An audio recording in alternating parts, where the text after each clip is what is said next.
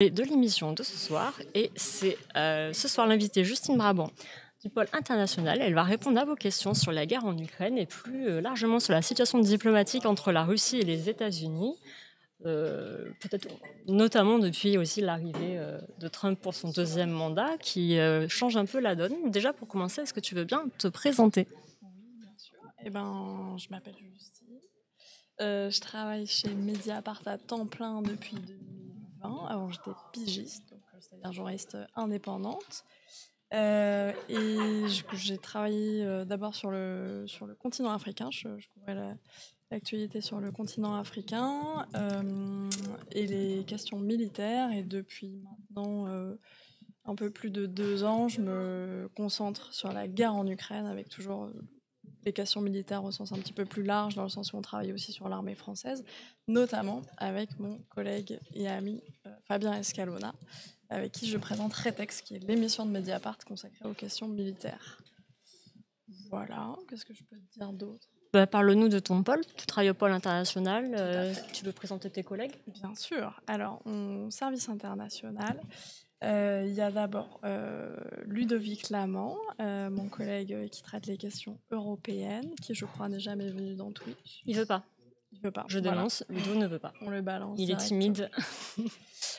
François Bougon, qui écrit beaucoup en ce moment et que vous devez certainement beaucoup lire parce qu'il suit les États-Unis, qui a dû déjà venir 2 fois. je pense.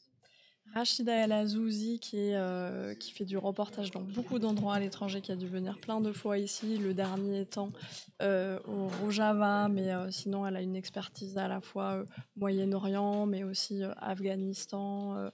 Plus généralement, elle travaille beaucoup sur les questions de société en guerre, les conséquences humanitaires de conflits armés.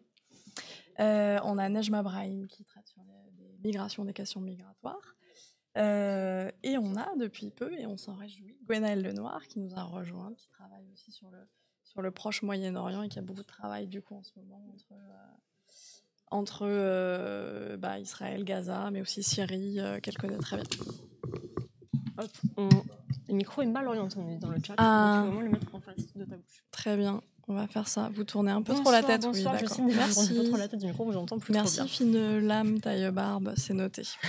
Parce que le problème c'est que je veux regarder Anna quand je lui parle, c'est mais ça. en fait mais alors qu'il faut qu'on ça. regarde la caméra, et c'est un peu impersonnel, mais c'est plus sympa pour le replay. Voilà. Merci pour ta présentation. Donc, comme tu le disais, jusqu'à présent, tu écrivais plutôt sur l'Ukraine. Et depuis plusieurs semaines, on voit que tes derniers articles traitent plus des États-Unis. Est-ce que tu peux nous expliquer pourquoi et comment tu organises ton travail? Oui, complètement. Et donc ça fait presque 2 ans que je suis l'Ukraine. Je précise que je suis pas toute seule, bien entendu, chez Mediapart à écrire sur l'Ukraine. En fait, on est une équipe. C'est-à-dire que moi, je suis au service international, mais déjà dans le journal, il y a quand même d'autres personnes qui sont pas au service international qui écrivent sur l'Ukraine et la guerre en Ukraine au sens large. Par exemple, on peut avoir des collègues du service économie, comme Romaric Gaudin, qui peut écrire sur l'économie russe et comment elle s'adapte à la guerre. Voilà. Et surtout, on travaille aussi avec 2 pigistes qui, eux, sont basés à temps plein en Ukraine et leur travail est hyper important et on les remercie et tout ça. Et on les lit avec beaucoup d'attention, qui sont Pierre Alonso et Clara Marchot, voilà, qui sont pigistes, ça veut dire qu'ils travaillent pour nous, mais pas que pour nous. Mais voilà, on apprécie beaucoup ce qu'ils écrivent. C'est hyper important d'avoir aussi ces gens qui sont en permanence sur le terrain. Une fois que j'ai dit ça, pourquoi ces derniers temps on écrit aussi beaucoup sur les États-Unis, c'est que en fait l'arrivée de Donald Trump et son investiture en janvier a beaucoup changé la manière dont en fait le cours de la guerre et sa suite. Donc Trump, rappelez-vous, avant même de gagner la présidentielle américaine, il avait dit qu'il allait mettre la fin à ce conflit en 24 heures. Bon, ça n'a pas fonctionné, mais de fait, il a l'air de vouloir y mettre fin. Et il a en fait, à vrai dire, obtenu quand même des cessez-le-feu par le passé, notamment à Gaza. C'était aussi un peu par son intervention. C'est pas forcément des bons accords, mais il essaye d'obtenir des accords parce qu'il se vit un peu comme un mec qui fait des deals, un grand deal maker. Et donc, il cherche fort depuis janvier comment faire. On peut se dire que c'est une excellente nouvelle parce que c'est une guerre qui a fait énormément de morts, mais en fait, fait, ce qu'on voit beaucoup jusqu'à présent, c'est qu'il a envie de visiblement faire cette paix un petit peu à n'importe quel prix, et notamment au prix d'une sorte de capitulation de l'Ukraine, puisque avant même que des négociations commencent formellement entre les différents acteurs de cette guerre, il a déjà en fait fait des concessions à la Russie. On pourra revenir plus en détail dessus. Mais donc pourquoi on écrit beaucoup sur les États-Unis, c'est parce que quand même, les États-Unis ont un poids énorme dans la suite de ce conflit, par l'aide militaire qu'ils ont apporté, plusieurs centaines de milliards de dollars d'aide militaire apportée à l'Ukraine, par le fait que Vladimir Poutine aussi les accepte comme un interlocuteur valable, et surtout inversement par le fait que Trump a décidé que c'était admissible de discuter avec Poutine. Puis après on passera peut-être aux questions. Je vais pas faire un gros tunnel, mais quand même ce qui s'est passé de majeur depuis janvier, c'est qu'on est passé d'un président des États-Unis qui disait sous Biden, Poutine est un criminel de guerre, il doit être poursuivi par la CPI pour ce qu'il a fait en Ukraine, etc., à un président pour qui c'est même pas c'est un criminel, mais on peut parler parce qu'on doit mettre fin à la guerre, mais c'est devenu un type normal avec qui discuter. Et une chose, peut-être je termine là-dessus, une chose importante dans les discussions qui ont lieu entre les États-Unis et la Russie en ce moment, c'est qu'il est question de la guerre en Ukraine, mais ils ne parlent pas que de ça, ils sont aussi et surtout peut-être très intéressés aussi à reprendre notamment une relation économique entre les deux pays. Je reprends les questions, parce qu'il y en a déjà pas mal dans l'ordre. Une question de Terence. Quel bilan tirez-vous des différentes réunions de la coalition des volontaires? J'ai l'impression qu'il y a beaucoup de paroles, mais peu de preuves d'amour. Oui, alors la coalition des volontaires, en fait, c'est l'aspect un peu européen de cette histoire. Oui, si tu peux nous faire un peu le contexte. Ouais, tout à fait. C'est-à-dire qu'en fait, si vous avez suivi ça pas de loin, mais même en suivant de près, des fois, il y a beaucoup d'initiatives qui se mélangent, voilà. Donc, il y a cet aspect de discussion sur des cessez-le-feu en Ukraine qui sont discutés entre Russie, États-Unis, et des fois, ils acceptent d'inclure un peu les Ukrainiens. Il y a cette discussion sur la relation États-Unis-Russie qui ne concerne pas que la guerre en Ukraine. Et dans tout ça, il y a comment les Européens eux-mêmes essayent d'avoir un rôle dans cette affaire. Les négociations, on peut le dire, ont quand même commencé sur à quoi pourrait ressembler un cessez-le-feu. Et jusqu'à présent, les Européens ne sont pas du tout inclus dedans, parmi les différents rounds de discussion qui ont eu lieu, qui se sont déroulés en Arabie Saoudite. Il n'y a pas eu de représentants européens invités. Et donc, c'est un peu une réponse à ça. Les Européens se demandent comment avoir leur place aussi à la table des négociations, parce que l'avenir de la guerre c'est aussi l'avenir de la sécurité du continent, donc on aimerait bien avoir un mot à dire. C'est pas le cas, donc du coup ils cherchent un peu comment peser dans le game, si je peux dire.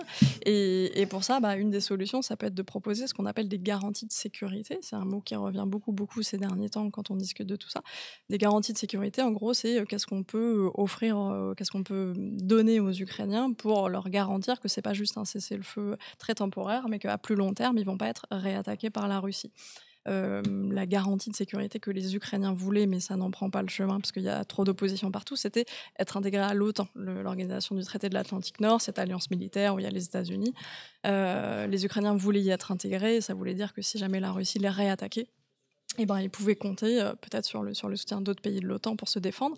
Ce ne sera pas le cas. Les États-Unis, que ce soit Biden ou Trump, sont absolument contre, c'est écarté. Donc maintenant, la question, c'est comment on aide les Ukrainiens, comment on les renforce pour qu'ils soient sûrs de ne plus être réattaqués. Et les Européens estiment qu'ils pourraient avoir un rôle à jouer là-dedans. Par exemple, et donc c'est là qu'on ouvre cette espèce de long feuilleton, par exemple en envoyant des troupes européennes sur le sol ukrainien pour garantir le cessez-le-feu. Mais alors ça, dites-nous si ça vous intéresse que je rentre dans les détails, parce que c'est à la fois un long feuilleton avec des développements qui avancent pas très rapidement. Et pour terminer, en reprenant sur la question de Terence, on voit beaucoup de paroles, mais pas beaucoup de preuves d'amour. En fait, il y a un peu le verre à moitié vide et le verre à moitié plein. C'est-à-dire que quand même, parce que donc la coalition des volontaires, c'est le nom donné notamment par Macron à cette coalition des pays qui seraient d'accord pour envoyer des troupes ou fournir d'autres aides militaires à l'Ukraine après un cessez-le-feu. Ils se sont réunis en présentiel 3 fois, cette coalition. Le verre à moitié plein, c'est de dire qu'ils se sont réunis 3 fois. C'est-à-dire qu'il y a quand même 30 pays presque qui se sont mis ensemble, qui ont dit nous, contrairement aux États-Unis, on ne veut pas lâcher l'Ukraine. On réfléchit à des choses, y compris des choses quand même assez fortes et engageantes, comme envoyer des gens sur place. Le verre à moitié vide, c'est qu'effectivement, ça fait 3 fois qu'ils se réunissent et ça fait 3 fois qu'ils disent oui, on est prêt sans doute à envoyer des troupes, mais n'empêche que pour l'instant, on n'a pas le nom des pays qui sont prêts à envoyer des troupes. Les Français et les Britanniques sont très partants, mais la plupart des autres sont très très rétifs. Et voilà, et ça bloque notamment sur la question de quel rôle les États-Unis voudraient bien avoir dans cette histoire. Parce qu'il y a un certain nombre de pays européens qui sont assez atlantistes, enfin assez alliés avec les États-Unis d'un point de vue militaire, qui estiment qu'ils ne veulent pas envoyer des gens en Ukraine, des troupes en Ukraine, s'ils n'ont pas de backup américain, c'est-à-dire pas de troupes américaines au sol, mais de l'aide, que ce soit en termes de logistique, de renseignements ou des choses comme ça. Je vous ai mis dans le chat l'article de Justine. Troupes européennes en Ukraine, Londres et Paris peinent toujours à rassembler, qui date du 27 mars sur cette coalition des volontaires. Alors, je reprends les questions dans l'ordre. Karim B.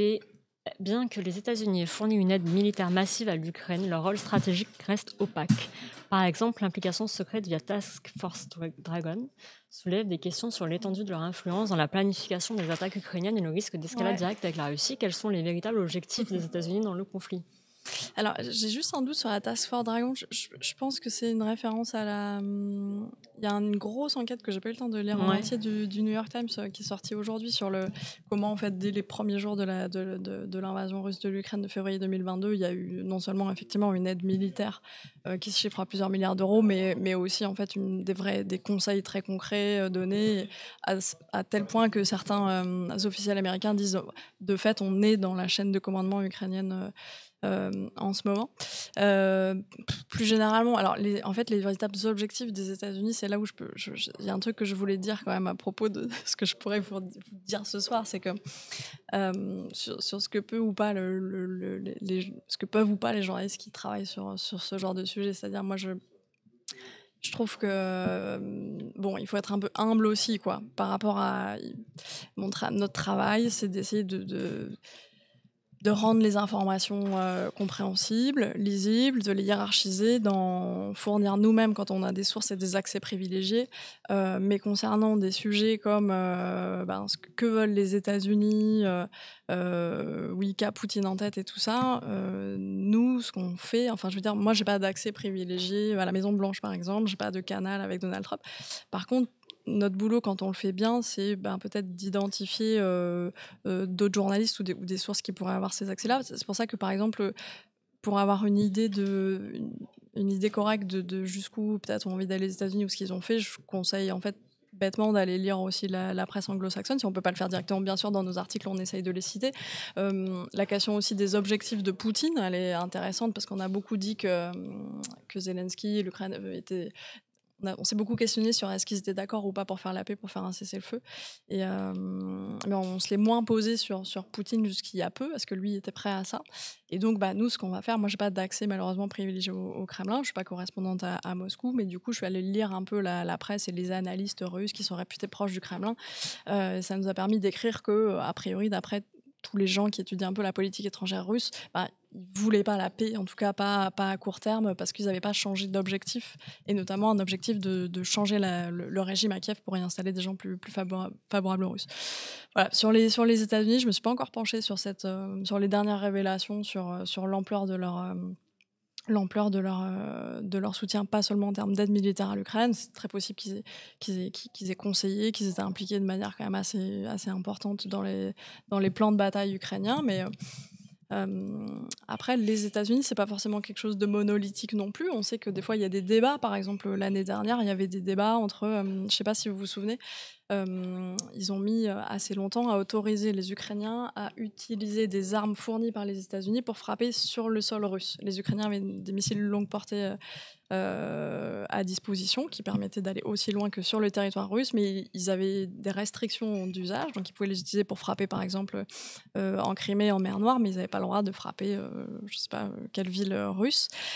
Et là, à ce moment-là, on a vu, grâce à la presse américaine notamment qui racontait ça, des débats aussi à l'intérieur l'intérieur de l'État américain, avec, de mémoire, il y avait des divergences entre le secrétaire d'État à la Défense, c'est-à-dire leur ministère des Armées, et donc la version un peu politique, et les hauts gradés eux-mêmes, l'état-major. Donc il peut y avoir aussi des appréciations différentes en fait, au sein de l'État américain sur ce qu'il faut faire dans cette guerre.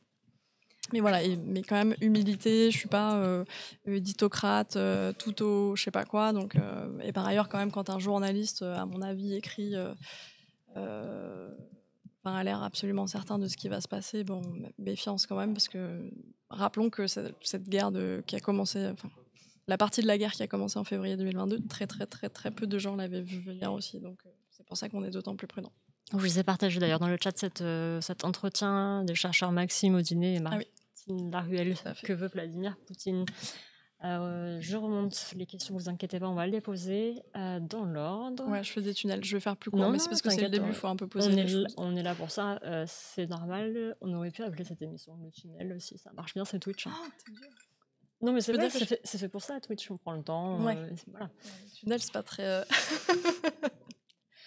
Karim Béo encore, la Russie semble osciller entre des menaces de représailles nucléaires et des négociations pour un cessez-le-feu partiel. Cependant, ses intentions réelles concernent l'Ukraine, ses voisins comme la Géorgie, le Kazakhstan, ou même ses relations avec la Chine. Il reste flou. Quelle est la stratégie de la Russie à long terme? Je repartage également ton article sur le cessez-le-feu en mer Noire. L'accord, non, pas vraiment. Non, mais ce qu'on peut dire sur leurs intentions sur l'Ukraine, c'est que quand même, en gros, les gens qui étudient depuis de longues années la politique étrangère de la Russie estiment que la Russie ne va pas s'arrêter tout de suite et va pas en tout cas s'engager tout de suite dans une discussion sur un cessez-le-feu en Ukraine sans avoir obtenu davantage que ce qu'elle a actuellement. Pourquoi ? Parce qu'en fait, la Russie, encore une fois, d'après ces spécialistes, cherchait pas seulement rappelez-vous, en fait, qu'en février 2022, ils foncent sur Kiev, c'est-à-dire qu'ils veulent pas avoir quelques kilomètres en plus dans le Donbass comme actuellement, comme ils pourraient avoir actuellement s'ils disaient on termine les combats. Ils voulaient installer à Kiev un régime qui leur a été favorable. Et on estime que c'est quand même à peu près toujours ce qu'ils souhaitent. Ça, on le voit dans les discours de Poutine, mais aussi dans les discours il y a une espèce de monde un peu des think tanks et des ONG russes, avec des gens qui quand même souvent sont assez alignés avec Moscou, avec le Kremlin, même s'il y a des sensibilités différentes. Et ces gens-là disent la Russie se contentera pas d'acter qu'elle remporte ce qu'elle contrôle militairement, et voilà. Elle va chercher un moyen d'influer à plus moyen ou long terme sur l'avenir politique du pays. Et sur son avenir politique, elle souhaiterait donc changer de régime pour avoir un régime qui soit plus favorable. Et elle souhaiterait aussi probablement, les Russes là, ils disent qu'ils veulent... Quand on discute cessez-le-feu, ils veulent partir des accords de ce qu'on appelait Istanbul Plus, qui était un espèce d'accord qui avait été trouvé en mars 2022, sur lequel qui prévoyait notamment de réduire fort la taille de l'armée ukrainienne, de lui interdire de contracter de nouvelles alliances militaires telles que rentrer dans l'OTAN, etc. Donc voilà, qu'est-ce qu'ils veulent vraiment franchement sur la Géorgie, etc. Très difficile à dire. Sur l'Ukraine, sans doute pas d'en rester là. Ils voudront obtenir plus. Et comme Donald Trump a l'air tout à fait partant pour leur donner pas mal de choses, en tout cas a l'air de plus mettre la pression sur les Ukrainiens pour qu'ils lâchent des choses que la Russie, ils essaieront sans doute d'avoir plus. Et quand même pour étendre un petit peu plus qu'à l'Ukraine, on a aussi tourné un rétex il y a une semaine et demie avec Fabien sur la menace et les intentions russes vis-à-vis des pays baltes et de la Pologne, voilà, où on fait discuter deux spécialistes de ces régions-là sur notamment l'hypothèse d'une invasion, d'une incursion, d'une tentative de déstabilisation russe dans les pays baltes, qui n'est pas forcément quelque chose pour demain, mais qui est un scénario qui est jugé pas absurde par certains gens. Terence dit toujours intéressant de regarder l'émission Retex. Je voulais te poser une question, puisqu'on parlait de Trump et du fait qu'il a l'air plutôt de soutenir pour l'instant la Russie, mais quid de cette déclaration d'hier où il paraissait tout colère contre Poutine? Ah ouais, alors hier il a dit que, je sais plus exactement qu'il pouvait tout à fait... il n'a pas reparlé de sanctions. Il me semble, oui. Sanctions économiques, il arrête tout avec la Russie. Ouais, s'il n'est pas du sien. Tout à fait. C'est la difficulté avec Trump, en fait, c'est que Ces déclarations ne sont pas du tout constantes. Mais ce qui est intéressant, c'est que ces actions, quand même, sont plutôt constantes. Donc, depuis le début de cette espèce de période où on est un peu dans des négociations, même si tous les accords qui ont été plus ou moins sur lesquels les gens se sont mis d'accord ont finalement pas été appliqués. Mais bon, disons qu'on est rentré à peu près en négociation, même si elles sont pas très orthodoxes. Depuis le début de cette période, on va dire il y a à peu près un mois, Trump a déjà mis des sortes de coups de pression. Un jour, il avait dit oui, je pourrais mettre des sanctions énormes sur la Russie si je voulais. Sur le pétrole. Exactement, ouais, tout à fait, des sanctions supplémentaires. Donc il a déjà eu ce discours un peu plus dur, mais ce qu'on constate, moi ce que je constate, et je pense la plupart des gens qui regardent ça, c'est que les actes, en revanche, eux, ont jamais été très durs vis-à-vis de Vladimir Poutine. Si on met bout à bout ce qu'il a déjà cédé de fait avant d'avoir vraiment commencé, donc il a quand même lui-même a acté avant de rentrer dans les négociations. C'est bon, ils rentreront pas dans l'OTAN. C'est bon, ils récupéreront pas les territoires conquis, etc. Donc voilà, mais c'est vrai que c'est dur avec Trump et c'est pour ça que quand même, quand il a été élu, c'était assez étonnant. Moi, j'avais fait un article en demandant aux Ukrainiens ce qu'ils en pensaient. Est-ce qu'ils étaient déçus, inquiets de son élection, connaissant ses liens quand même avec la Russie, puisqu'il a des liens notamment d'affaires depuis longtemps avec la Russie. En termes de déclaration, il a quand même souvent été très très louangeur, laudateur.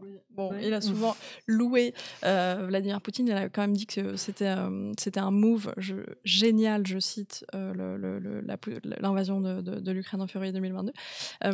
Donc quand on demandait aux Ukrainiens, est-ce qu'au regard de tout ça, vous êtes inquiets, ils disaient non, mais avec Donald Trump est tellement quelqu'un de tellement imprévisible qu'en fait la pièce peut retomber des deux côtés, quoi. Au moins on sait que quelque chose va changer, qu'on va pas rester englué dans ce truc.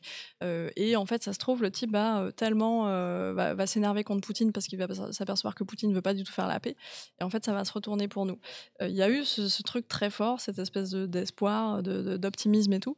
Je crois que l'article s'appelait... c'était à...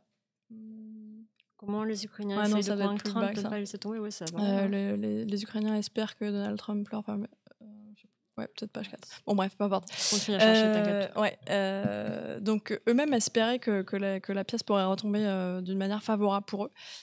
Mais en réalité, quand on met les actes bout à bout, ça s'est pas tout à fait passé comme ça. Il y a une sorte quand même de constance dans le fait de mettre une pression très forte sur les... Oui, voilà, c'était ça. Une sorte de constance dans le fait de mettre une pression importante sur Zelensky, que ce soit en l'appelant, en disant que c'est un dictateur. En se moquant de comment il s'habille, en voilà, tout à fait, un peu étrange. On n'a pas vu surtout en faisant une pause de l'aide militaire américaine pendant plusieurs jours, ce qui a mis l'armée ukrainienne, ce qui aurait pu mettre l'armée ukrainienne en très très grosse difficulté si ça était prolongé. On n'a pas vu de trucs comme ça fait vis-à-vis de la Russie pour le moment. Après, peut-être que je serais démentie, mais pour le moment, non. Hop. Pardon, je cherche le lien vers le replay dont parlait Terence sur France 5, Trump, Poutine, l'heure du deal. Ah, pas vu. Je vous le mets dans le chat. Alors, on a une question de Jiboun. Trump pourrait-il être le nouveau Eli Cohen de Poutine? Ah ouais, alors je connais pas, c'est l'avocat qui a formé, non? C'est pas le gars du film de Apprentice? Ah non, j'ai n'importe quoi. Alors attends. Google est notre ami, dans la mesure du possible. Voilà. notre non,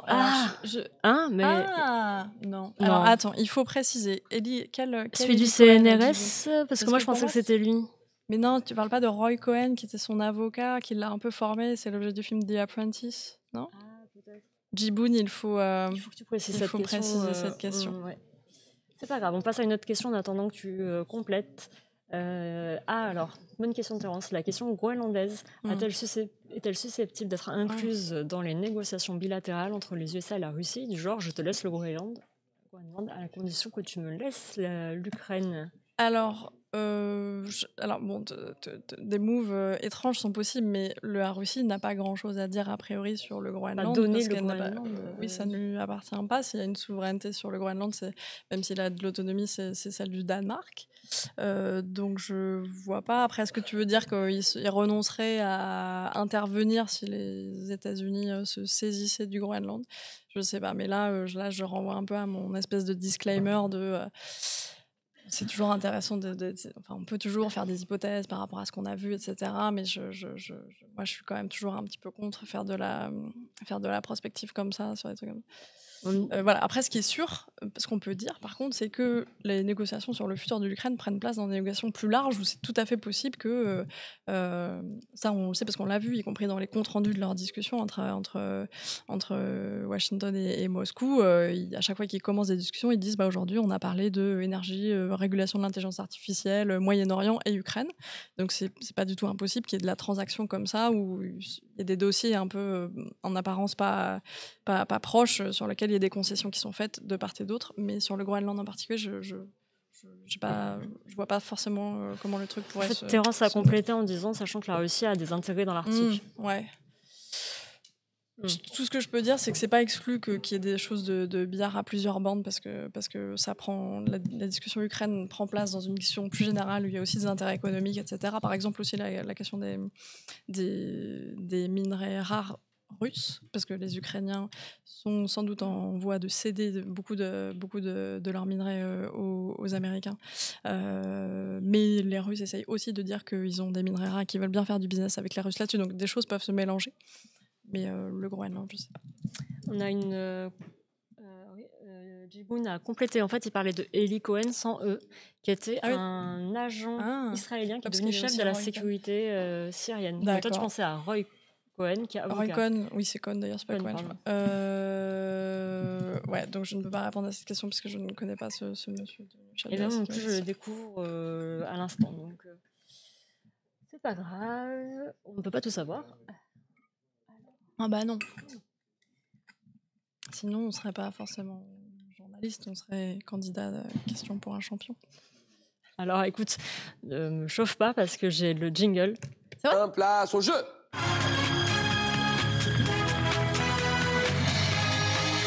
Ah, je ne savais pas. C'est parce que tu as une petite passion ? Alors oui, déjà, j'adore. Et au-delà de ça, parce que des fois... Oui, pas spécialement lui, mais l'émission, voilà, le dispositif.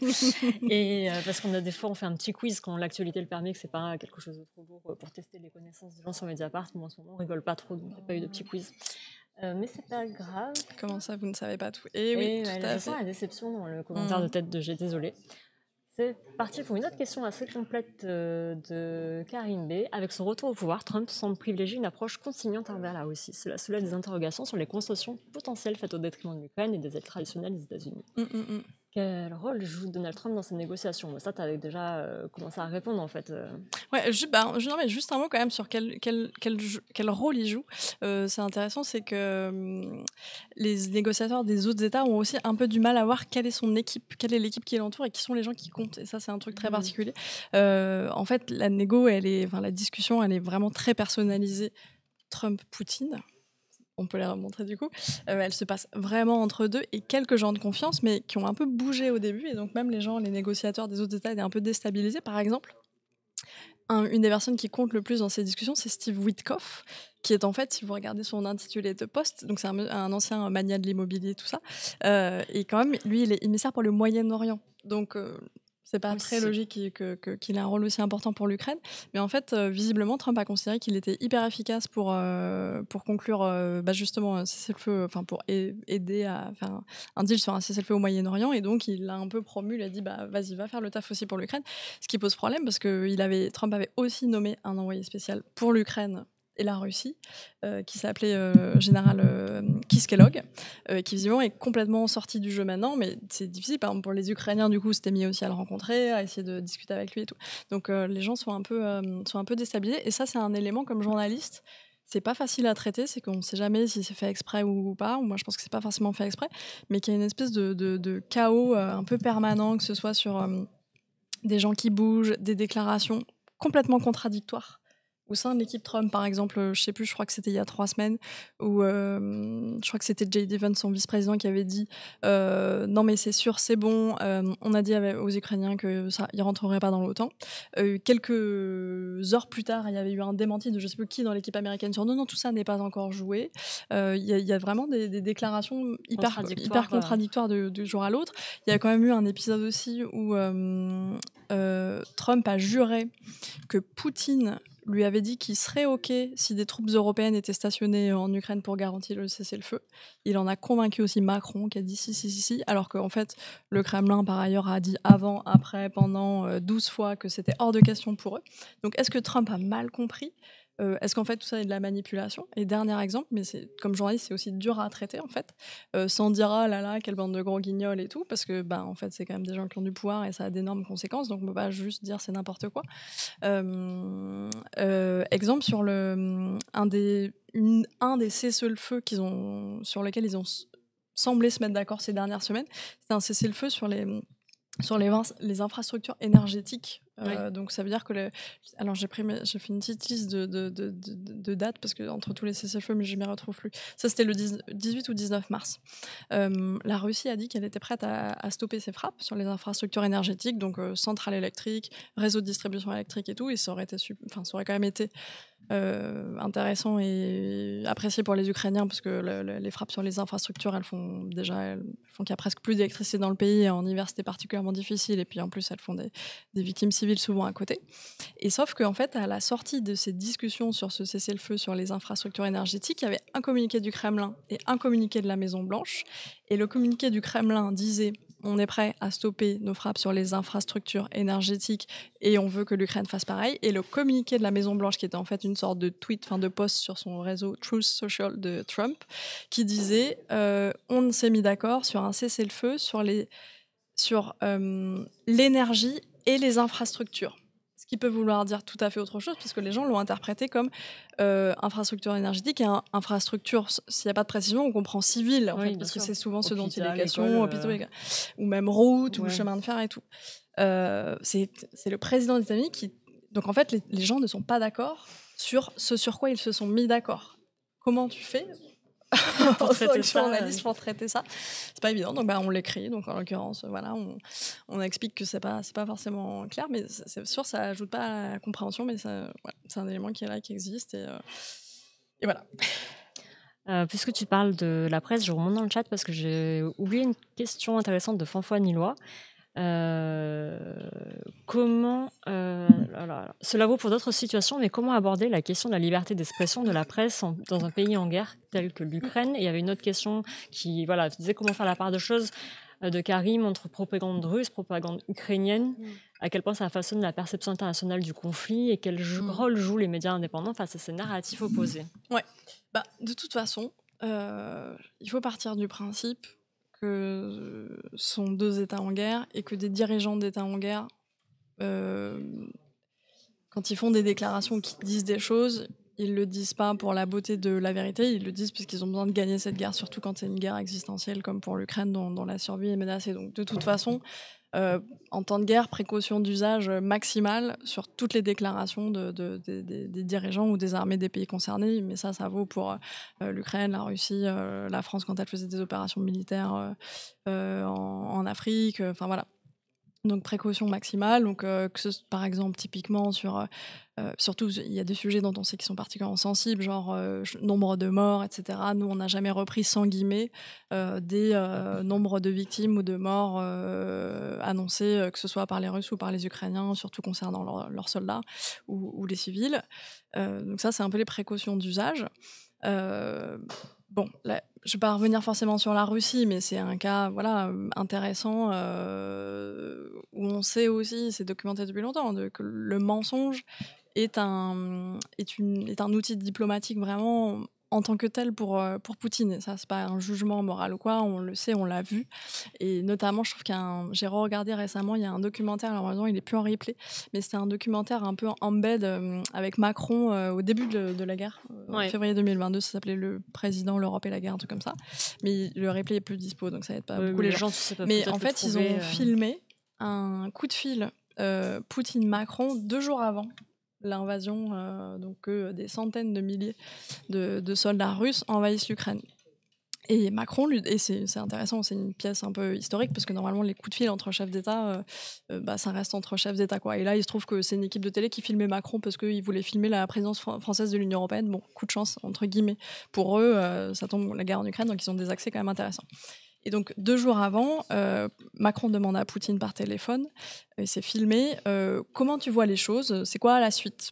Et Poutine répond en louvoyant complètement, en disant non, mais quand même, les accords de Minsk, les accords de paix signés en 2014, ils ne sont pas appliqués parce que machin. Donc, en fait, je veux dire, il dit pas je suis dans une posture, je suis prêt à attaquer si jamais on n'accepte pas mes revendications et tout. Le mec, quand même. Donc, on sait que le mensonge, le fait de noyer les choses, la dissimulation et tout, pour Vladimir Poutine, c'est une constante. Maintenant, la question peut-être plus compliquée, plus intéressante, c'est comment on fait par rapport à l'Ukraine. Mis à part les précautions d'usage dont j'ai parlé, à se dire que c'est de toute façon une parole d'État et jamais une parole sacrée ou plus vraie qu'une autre. Moi, ce que je trouve, j'y suis allée 4 fois en Ukraine depuis en 2 ans là. Je trouve que ce qui est très intéressant, c'est que il y a les problèmes habituels d'une société en guerre qui n'a pas forcément envie que tous ses soucis soient mis sur le tapis. Mais déjà, il y a une sorte de franchise quand même dans la parole des gens, notamment des soldats ukrainiens, pour parler de leurs problèmes. J'ai pu faire des reportages, aller voir des gens sur des soldats ukrainiens, notamment qui voulaient être démobilisés, parce qu'il y a des gens qui se sont engagés en février 2022 et qui pensaient combattre pour quelques mois. Et en fait, ils sont restés 2 ans. Et pour sortir de l'armée ukrainienne actuellement, c'est quasiment impossible. C'est très difficile. Il faut vraiment avoir des circonstances voilà.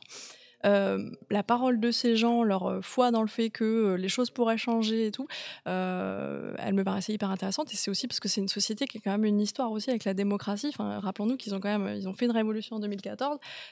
C'est des gens qui considèrent qu'ils peuvent, leurs dirigeants ont des comptes à leur rendre et que les grandes mobilisations de la société peuvent faire changer les choses politiquement.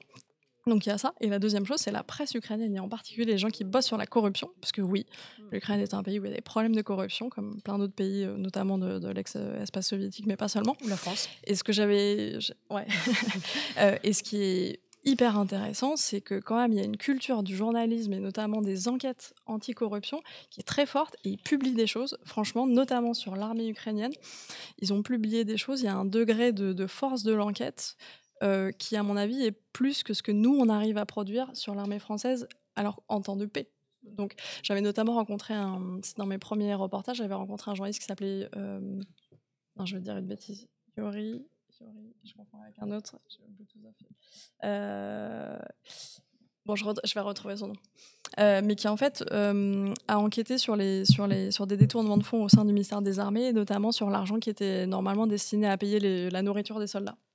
Et en fait, les prix auxquels le ministère de la Défense avait acheté notamment des œufs et des pommes de terre, donc c'était devenu un peu le gimmick de ce truc, était bien trop élevé. Donc sans doute il y avait du favoritisme et tout avec une boîte en particulier. Il a réussi à publier ça. Et 6 mois plus tard, ça aboutit à la démission du ministère de la Défense. Donc oui, il y a de la corruption, mais il y a aussi l'antidote dans la société ukrainienne. Ils passent leur temps, il y a des sites spécialisés qui passent leur temps à screener toutes les offres de marché public pour voir où il y a des problèmes et tout. Voilà, moi je trouve que c'est quand même assez intéressant. C'est quand même une démocratie imparfaite comme toutes les démocraties, mais qui essaye d'être vivante, quoi. Alors je remonte parce qu'on a eu pas mal de messages, normalement des commentaires sur les matrioshkas, savoir qui était la plus grande et la plus petite des deux. Par rapport à ce qu'on disait tout à l'heure sur la coalition des volontaires, Super Phoenix nous demande est-ce que les Européens sont capables de faire décoller un avion sans l'accord de l'oncle Sam? Oui, alors il y a ce grand débat, mais il faudrait qu'on en fasse. Moi-même, j'assume des fois que je ne sais pas. Donc oui, il y a en fait, je pense que je fais référence au fait qu'il y a beaucoup de pays européens qui ont des avions de chasse qui sont des F-35. Qui sont donc fabriqués aux États-Unis. Alors, c'est pas le cas de la France, qui a des Rafales et des Mirages. Donc, la France, oui, peut faire décoller des avions sans l'accord des Américains. Mais il y a beaucoup de débats pour savoir jusqu'à quel point les gens sont autonomes pour les utiliser si les Américains sont pas d'accord.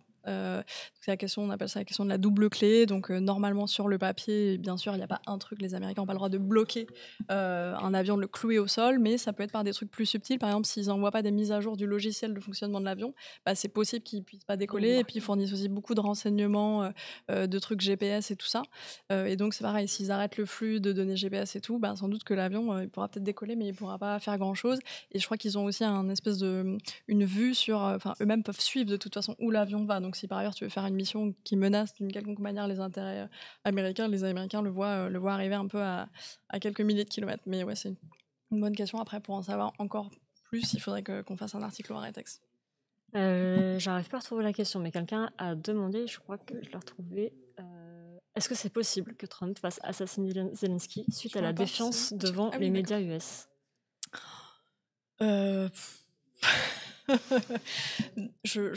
Non, je vois pas trop. Moi, à mon avis, le sujet, mais bon, après, je veux pas. On est sur l'internet mondial et tout. À moi, le sujet, c'est est-ce que les Ukrainiens, à un moment donné, pourraient se dire que, je sais pas, Trump. Bon, bref, mais on va pas se lancer non, Trump faire assassiner Zelensky, on voit pas trop l'intérêt. Après, il y a un débat intéressant sur organiser des élections ou pas.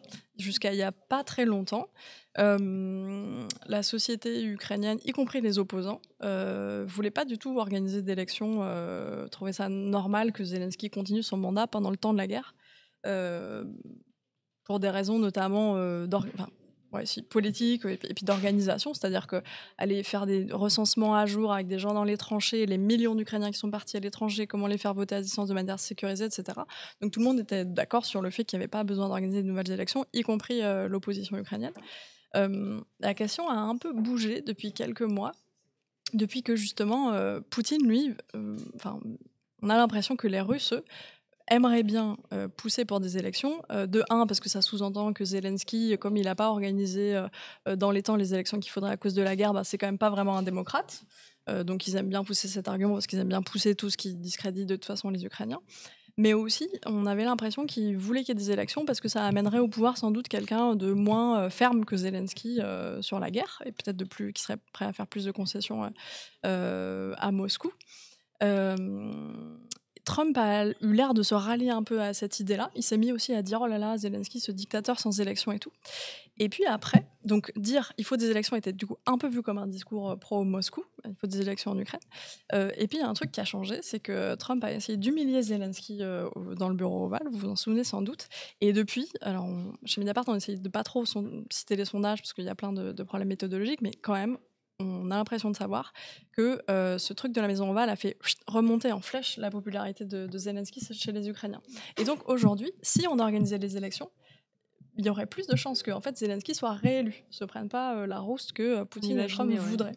Et donc du coup, visiblement, c'est un débat en cours. Visiblement, Zelensky, il y a un article des économistes hier qui disait que peut-être que Zelensky, effectivement, s'il y avait un cessez-le-feu qui arrivait dans pas longtemps, organiserait des élections, pourquoi pas à l'été.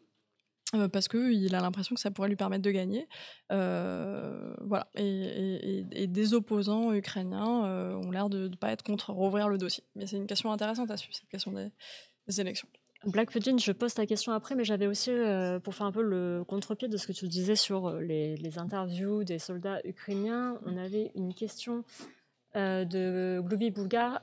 Quid du peuple russe, de sa vision de la guerre après tout ce temps? Est-ce qu'il y a beaucoup de déserteurs Alors, c'est difficile d'avoir une idée de ce que pensent les Russes, parce que nous, comme Mediapart, on n'a pas de journaliste basé à Moscou. On en avait notamment une, Estelle Levresse, mais dont le visa n'a pas été renouvelé. Donc, on ne peut pas travailler là-bas. C'est le cas pour de plus en plus de médias français. Il y a aussi le correspondant du Monde à Moscou, dont l'accréditation n'a pas été renouvelée. Donc, ça devient de plus en plus difficile d'avoir des voix un peu sincères, ou en tout cas qu'on a recueillies en personne et dont on peut estimer qu'elles sont fiables. Donc, quid de sa vision de la guerre après tout ce temps? Difficile à dire. Après, ce qu'on sait, c'est que pour ce qui est de recruter, par exemple, je trouve que vraiment les perceptions de la guerre par les gens, c'est difficile à dire parce qu'en plus, il y a trop de répression. Enfin, on sait vraiment que toute position anti-guerre envoie quand même quasiment systématiquement les gens en prison. Donc, il n'y a pas vraiment de conditions dans lesquelles les gens pourraient exprimer ce qu'ils en pensent vraiment. Il y a quand même des opposants en exil en France qui nous disent que les Russes sont contre la guerre. J'ai interviewé fin février l'ancienne avocate de Alexei Navalny, l'opposant russe vraisemblablement assassiné, en tout cas mort en prison l'année dernière, qui disait ne dites pas que les Russes soutiennent tous la guerre, les Russes qui réfléchissent savent que c'est une tragédie. Voilà. Après, ce qu'on sait aussi, c'est que les Russes n'ont pas forcément besoin d'être. On n'a pas besoin d'aller les chercher non plus pour qu'ils aillent au front, parce que on n'a pas besoin de faire des rafles forcément pour qu'ils aillent au front, même si ça a eu lieu à un certain moment. Mais parce que l'État russe paye très très très très très bien et très très très très cher ses soldats. Donc il y a quand même des candidats parce que quand on est payé, j'en sais rien, je crois que ça pouvait même être de l'ordre de 3 000 € par mois par rapport à un salaire moyen en Russie que j'ai pas en tête. Voilà, des gens voient ça comme intéressant. Donc il y a quand même ouais. Après, le fait qu'ils mettent des salaires aussi élevés, ça peut être interprété comme ils ont du mal à recruter, donc ils sont obligés de monter. Mais bon, en tout cas, il y a des choses ambivalentes par rapport à cette guerre dans la société russe. Du coup, la question de Black Pudding sur les médias indépendants, est-il vrai qu'ils étaient massivement financés par USAID? Si oui, quelle est l'implication de la fin d'USAID sur ces médias Ouais. et de leur réelle indépendance du temps de leurs subventions? Si tu peux nous Ouais. redire USAID. USAID, c'est l'agence américaine d'aide au développement international. Et donc, effectivement, Trump a coupé 95% de ses financements depuis qu'il est arrivé. Donc, ça a eu plein de conséquences dans le monde. D'ailleurs, je trouve que ça, c'est un sujet sur lequel c'est un petit regret qu'on soit pas 50 au service international pour bosser là-dessus. Ça a eu des conséquences énormes à travers le monde, et notamment je pense, sur le continent africain, qui était un peu un de mes sujets avant. Mais bref, je crois que ça représentait, pas seulement en Afrique, mais à travers le monde. USAID, j'ai lu, il y a eu un article je crois que du Monde il n'y a pas longtemps qui était bien foutu, presque 50% de l'aide humanitaire mondiale. Donc, note en passant, ce truc est quand même, c'est assez intéressant et c'est assez dramatique, la fin des financements de USAID.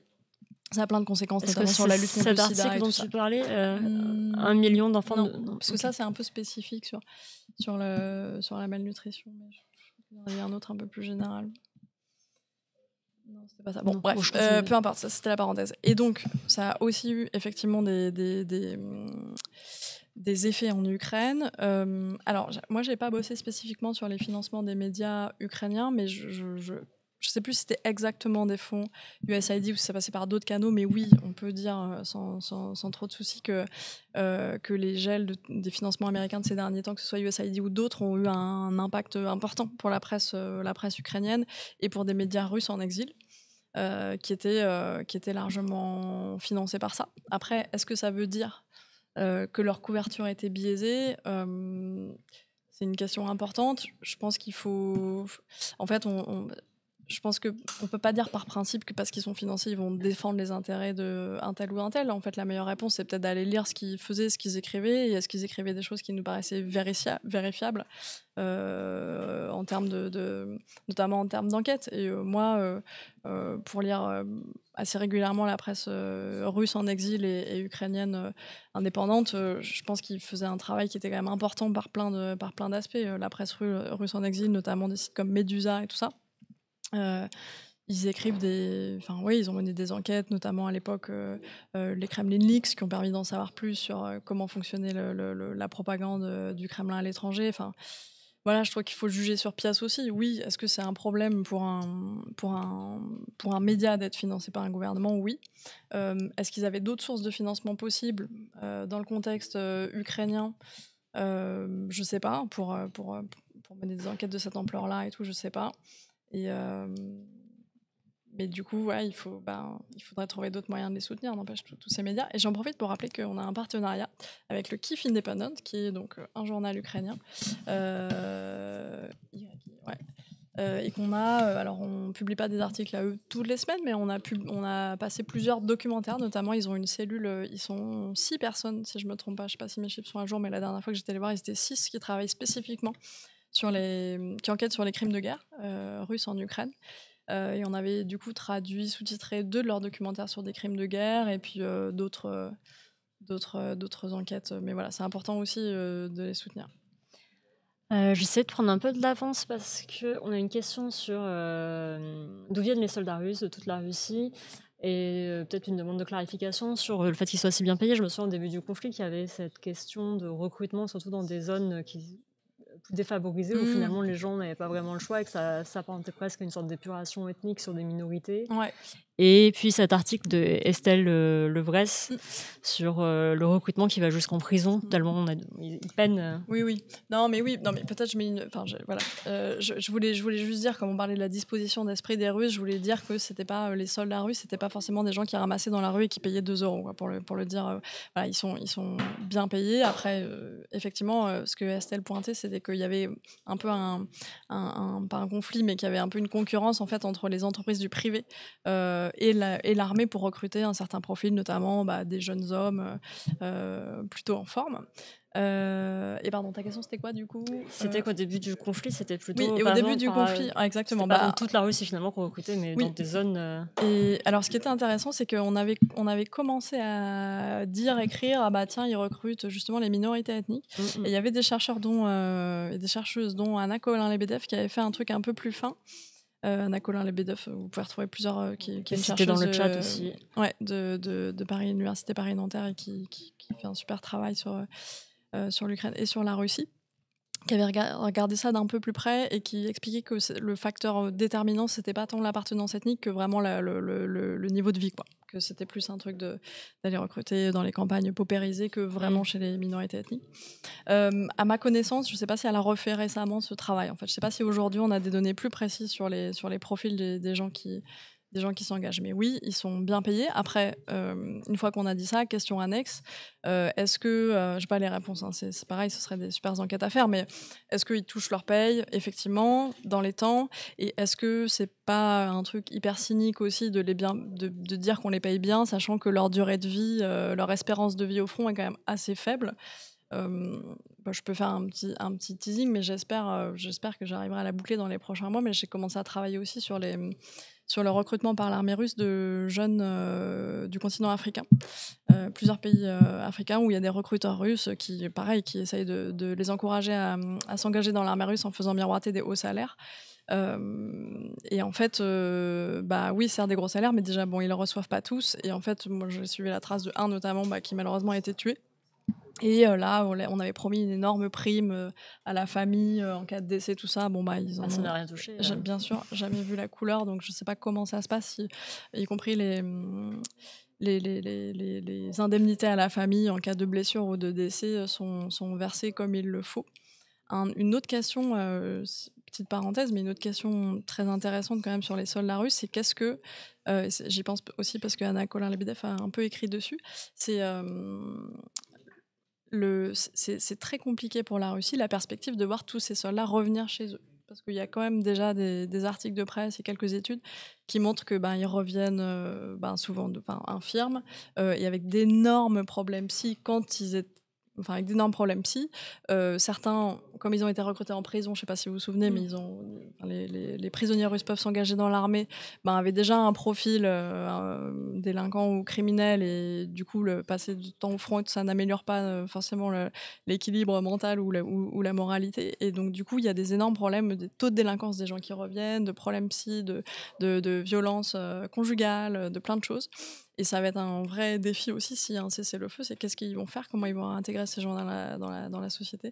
Et ça pourrait être aussi un facteur un peu de déstabilisation politique, parce que c'est des gens qui en ont aussi gros sur la patate par rapport à la manière dont cette guerre est menée, dont on les envoie au front, des fois avec une formation insuffisante, etc.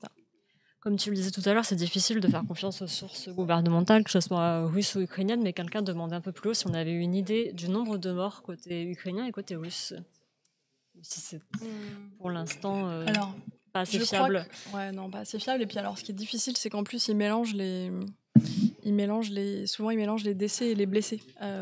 Du coup, c'est pas la même chose. Alors eux, ils les regroupent sous le terme de victime, victime, enfin en tout cas ne peut plus combattre, quoi. Mais du coup, nous, ça nous aide pas beaucoup. Non, c'est de l'ordre de plusieurs centaines de milliers de chaque côté, mais dire plus que ça, ça me paraît difficile. Antoine78 demande si après Wagner, il y a eu d'autres SMP qui ont pris la suite ou uniquement l'arrivée de contingents nord-coréens. Non, ouais, il y a eu d'autres SMP, donc sociétés militaires privées. Donc Wagner, vous vous souvenez, c'est ce groupe militaire privé fondé par Evgeny Prigojine, qui est mort dans, dans l'explosion de son avion après qu'il ait tenté un peu un coup d'État contre Vladimir Poutine. Et donc c'est vrai qu'il y avait des soldats de Wagner qui ont été très actifs sur le front, aux côtés des soldats qui, eux, étaient juste employés du ministère de la Défense russe. Ils avaient notamment contribué à prendre la ville de Bakhmout dans une des batailles les plus meurtrières et les plus sanglantes de la guerre en Ukraine. Donc après la mort de Prigojine, Wagner n'a pas cessé d'exister, n'était plus du coup l'objet de Prigojine, mais a été un peu reprise par le ministère de la Défense russe, qui a demandé aux mercenaires de Wagner de signer un contrat avec le ministère de la Défense pour s'assurer un petit peu de leur loyauté. J'ai un peu perdu de vue où est-ce que tout ça en est, mais ils en avaient créé 2-3 autres à côté pour essayer de récupérer un peu ce contingent de combattants. Et ça a été le cas notamment en Ukraine, mais aussi sur le continent africain. Mais intéressant, beaucoup de ces gens étaient réticents avec le fait d'être employés directement par l'État russe, parce que pour eux, ça leur apportait plus de contraintes et tout ça. Et donc, il y a plusieurs pays, États africains qui ont contracté avec Wagner pour assurer la sécurité de leurs chefs d'État, que ce soit Mali, Centrafrique, etc., qui aujourd'hui sont un peu entre deux eaux, parce certains sont visiblement un peu assez satisfaits des services de Wagner dans leur pays. Alors, je pense pas que ce soit le cas des civils, mais en tout cas, les chefs d'État qui sont protégés, etc., ils sont satisfaits des services de Wagner, donc ils veulent rester bosser avec eux, mais en même temps, les Russes mettent dans la balance que non, mais il faut que vous contractiez avec l'État russe officiel, c'est nous qui pourrons vous apporter de la sécurité, donc ils sont un peu divisés. Mais voilà, après, je n'ai pas le nom des SMP les plus... je suis pas à jour sur laquelle a le plus d'effectifs et tout ça. Mais oui, il y en a d'autres. Je remonte une question de Fanfan Nilois, parce qu'on a beaucoup parlé donc, des États-Unis, de l'Europe, mais quelle est la position de pays que l'on pourrait définir comme non alignés dans cette guerre froide, l'Inde, le Brésil, etc. Ah oui, leur position, leur réponse est à la fois un peu dans la question. C'est vrai qu'il y a des pays qui se vivent comme non alignés. Comment on le sait, en fait, le moment où, en fait, je trouve que pour nous, en février 2022, depuis l'Europe ou depuis les États-Unis, c'était évident que tout le monde allait comprendre que la Russie avait agressé un pays souverain, il y avait commis des crimes de guerre, etc. Et je trouve que un peu le premier moment où on s'est rendu compte qu'en fait cette vision était quand même assez européo et américano-centrée, c'est les votes aux Nations Unies des résolutions pour condamner cette invasion. Et là, on s'est rendu compte qu'on a eu confirmation que c'était pas la même perception qu'avaient certain nombre de pays, effectivement, Brésil, aussi beaucoup de pays d'Afrique subsaharienne. Est-ce que ça a évolué ? Je sais pas ce qu'on peut... Alors, quelle était du coup la perception de ces gens, si c'était pas la question d'une agression? Il y a beaucoup de gens qui ont vu là-dedans en tout cas la manière dont ça exprimé. Moi, j'avais interrogé notamment des gens au Congo, en RDC. La manière dont c'était exprimé, c'était non, mais c'est un acte de résistance face à l'impérialisme de l'OTAN, etc. Et c'est un acte. Et la Russie est un peu la tête de proue de l'anti-impérialisme aujourd'hui, parce qu'elle s'oppose à l'Europe et aux États-Unis. Donc beaucoup de gens qui à ce motif-là soutenaient aussi. Après, peut-être plus, ça c'est l'argument idéologique, peut-être que d'un point de vue plus pragmatique aussi, il y a un certain nombre de pays qui n'ont pas intérêt à se fâcher avec les Russes, parce qu'ils peuvent aussi leur apporter des partenariats économiques, militaires, etc. Ce qui est intéressant aussi, c'est que la Russie, du coup, en a vraiment fait le fait de cultiver leurs liens avec ces pays non alignés, si on peut dire. Elle en a fait vraiment une priorité de sa diplomatie. On a vu des déplacements de diplomates du ministère des Affaires étrangères russes hyper fréquents dans plein de pays, alors même qu'on disait la Russie est isolée sur la scène internationale à cause de la guerre en Ukraine, etc. Il y a quand même, on s'est rendu compte que cet isolement, c'était pareil, un peu une illusion d'optique vue de l'Europe et des États-Unis. Après, maintenant, il y a quelque chose qui est un peu compliqué pour Moscou, pour le Kremlin. J'ai fait un article là-dessus qui s'appelle « Les stratèges russes déboussolés par la lune de miel entre Trump et Poutine ». C'est que ce discours, donc il y a eu quand même ce discours dans les premiers mois, voire premières années de la guerre, qui disait, en fait, nous, Russes, si on a attaqué l'Ukraine, c'est pour s'opposer à l'impérialisme américain. Les Américains, les États-Unis sont un de nos ennemis principaux. Sauf que depuis que Donald Trump est à la Maison Blanche, ça se passe plutôt bien en fait avec les États-Unis. Donc comment on continue avec ce discours de la guerre en Ukraine, c'est une guerre contre les États-Unis, vu que maintenant visiblement c'est plutôt admis et souhaité par certaines élites et américaines et russes qu'il y a un rapprochement entre les deux pays. Et donc je me suis dit que c'était intéressant de regarder ça, donc j'ai fait cet article où voilà, on montre que des gens qui participent à définir la politique étrangère et la politique de sécurité russe disent explicitement il faut qu'on trouve des nouveaux narratifs. En fait, là, il faut qu'on trouve des nouveaux narratifs pour expliquer cette guerre, l'état des relations mondiales et tout. On ne sait pas encore quel nouveau narratif ils vont adopter. On sait que du coup, quand même, les efforts pour dénigrer des adversaires qui en voudraient à la Russie sont plutôt orientés vers l'Europe. Et du coup, on a des discours vraiment super agressifs sur, en fait, c'est l'Europe. Parce qu'ils peuvent plus dire, avant, les États-Unis, c'était le pays des woke, des dégénérés, etc. Ils peuvent plus trop dire ça vis-à-vis de Trump. Donc là, ça s'est vraiment focalisé sur l'Europe. C'est là où c'est le dernier bastion des démocraties libérales. Et quand ils disent démocratie libérale, c'est pas un compliment. Donc ça s'est recentré sur l'Europe. Et voilà. Et pour le reste, ils disent explicitement qu'ils réfléchissent. Et une partie aussi de ces stratèges russes ou à la fois des gens des think tanks qui sont assez proches du Kremlin disent que j'ai oublié ce que j'allais dire. Des gens des think tanks proches du Kremlin. Oui, mais attends, mis à part se concentrer sur l'Europe, ça va me revenir. Je vais mentionner nouveau narratif pour justifier. Ou le contexte a changé. Je lis en même temps une remarque, je me dis ça peut aider. Oui, c'est les deux. Contre l'Europe, oui. C'est-à-dire que c'est-à-dire que oui, le contexte a changé, mais du coup, ça impose qu'ils trouvent des nouveaux narratifs pour expliquer ce truc. Attends, oui, si, voilà, pardon.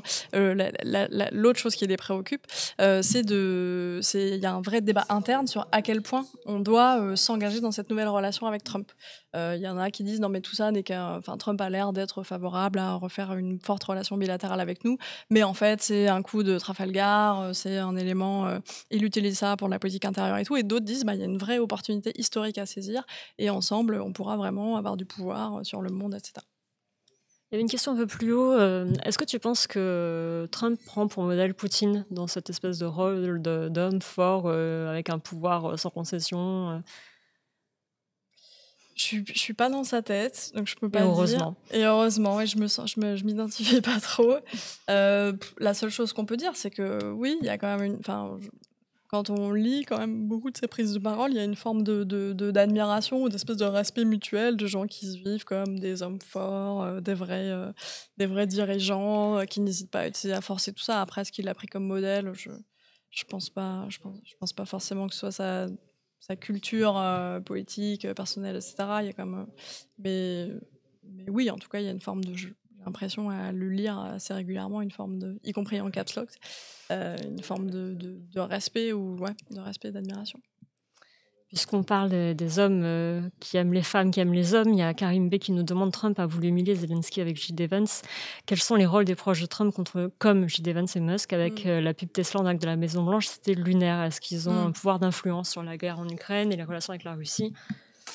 Alors c'est vrai que Vance, des gens disent que encore une fois, je me fais un peu relais de ce que disent des gens qui connaissent un petit peu comment fonctionne la Maison Blanche et Trump, si tant est que des gens arrivent vraiment à le dire, parce qu'encore une fois, Trump peut dire tout et son contraire, mais des gens disent que peut-être autant Trump en fait s'en fout un peu de l'Ukraine dans le sens où ce qu'il veut, c'est obtenir un deal rapide pour pouvoir dire qu'il a fait la paix et tout.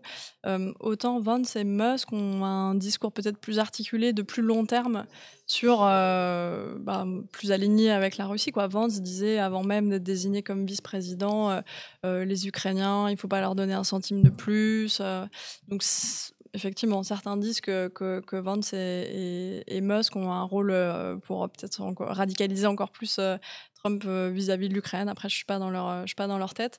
Mais je suis d'accord, c'est un petit peu ce qu'on pouvait ressentir en regardant là aussi l'altercation du bureau ovale. Vance, c'était un peu... Si tu peux le rappeler, parce qu'en fait, on en a parlé comme si tout le monde connaissait tout à fait, ce passage médiatique. Les gens qui croient que leur vie du travail, c'est la vie du monde entier. C'était le 28 février. Donc Zelensky allait en visite aux États-Unis, c'était censé être un bon moment pour lui et pour Donald Trump. Il devait aller signer un accord sur les minerais permettant aux États-Unis d'exploiter les minerais ukrainiens. Il devait signer la version de cet accord qu'il devait signer à ce moment-là était pas si pire pour l'Ukraine, même si c'était quand même globalement c'était de l'extorsion. Mais bref, ça partait normalement plutôt bien.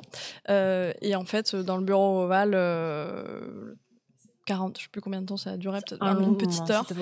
Un très long moment où en fait Trump et son vice-président Vance devant les caméras du monde entier essayent d'humilier Zelensky, et ça ils sont très agressifs pour lui dire mais vous n'avez aucune carte en main sur l'avenir de votre pays, c'est nous qui savons, montrez-nous du respect, vous ne nous avez pas remercié une seule fois pour toute l'aide que les militaires que les États-Unis ont apporté à votre pays depuis le début, sachant que depuis des sites ukrainiens ont compté, je pense qu'ils ont répertorié au moins 90 fois où Zelensky mais au moins, sans doute beaucoup plus, où Zelensky a remercié les États-Unis.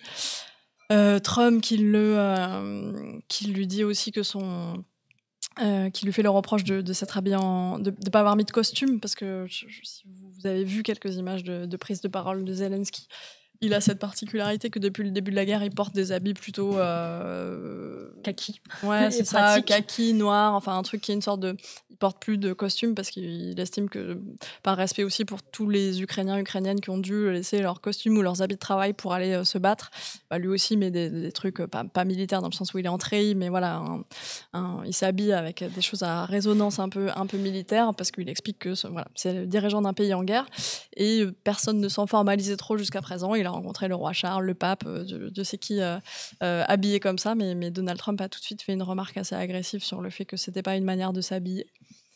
Du coup, à titre personnel, j'étais très très très attentive à toutes les photos de toutes les rencontres suivantes, non pas entre Trump et Zelensky parce qu'ils sont pas revus, mais entre des Ukrainiens et des Américains. Et il y a notamment Andriy Yermak, le bras droit de Zelensky, qui depuis a mis quelques costumes pour aller faire les négos, ce qui n'était pas le cas avant. Mais bref, donc ça c'était ce qu'on a appelé l'altercation du bureau ovale et tout, et c'était vraiment spectaculaire parce que même avec un Trump qu'on sait un peu éruptif, etc., ce degré d'agressivité et tout, et surtout devant les caméras du monde entier, parce qu'autant des fois, derrière des portes closes, les gens se disent des mots un peu rudes, mais alors là, devant toutes les caméras, et avec Trump qui conclut en disant « Ah, ça va faire un super moment de télévision », c'était compliqué. Et puis surtout, l'équipe de Trump a demandé à Zelensky de partir prématurément de la Maison-Blanche alors qu'il devait signer cet accord sur les minerais. Puis comme tu le disais tout à l'heure, c'est complètement contre-productif, parce qu'en fait, de le voir humilié de cette façon, je pense que ça a fait augmenter au contraire sa cote de popularité auprès de beaucoup de monde qui a vu cette séquence. Ouais.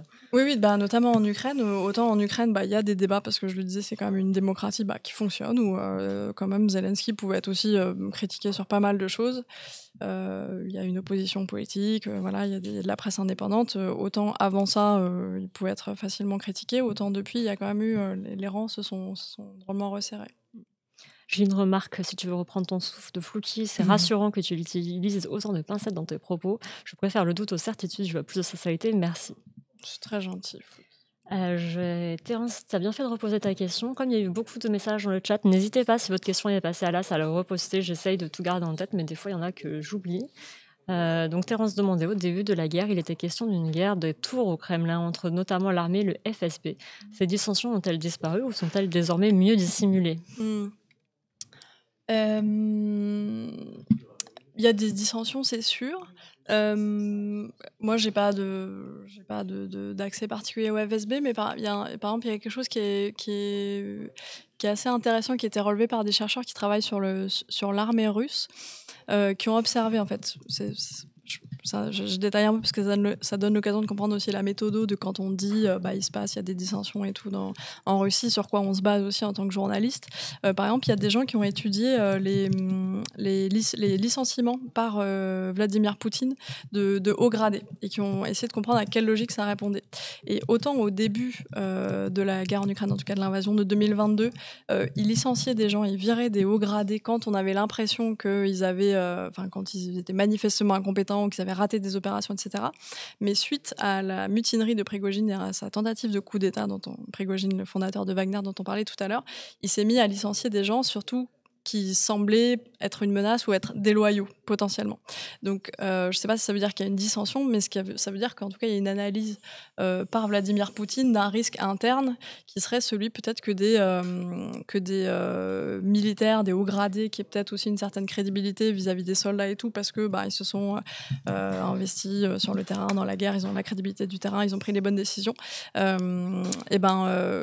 Poutine semble potentiellement aussi les voir comme une menace politique, donc ça ce serait peut-être un élément sur ce qu'on voit un peu des fissures à l'intérieur de la Russie. Après, FSB, pas bossé précisément dessus.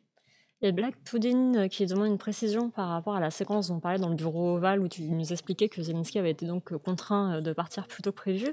Black Pudding demande, c'était pas Zelensky qui a refusé de signer le deal après l'altercation devant les médias ?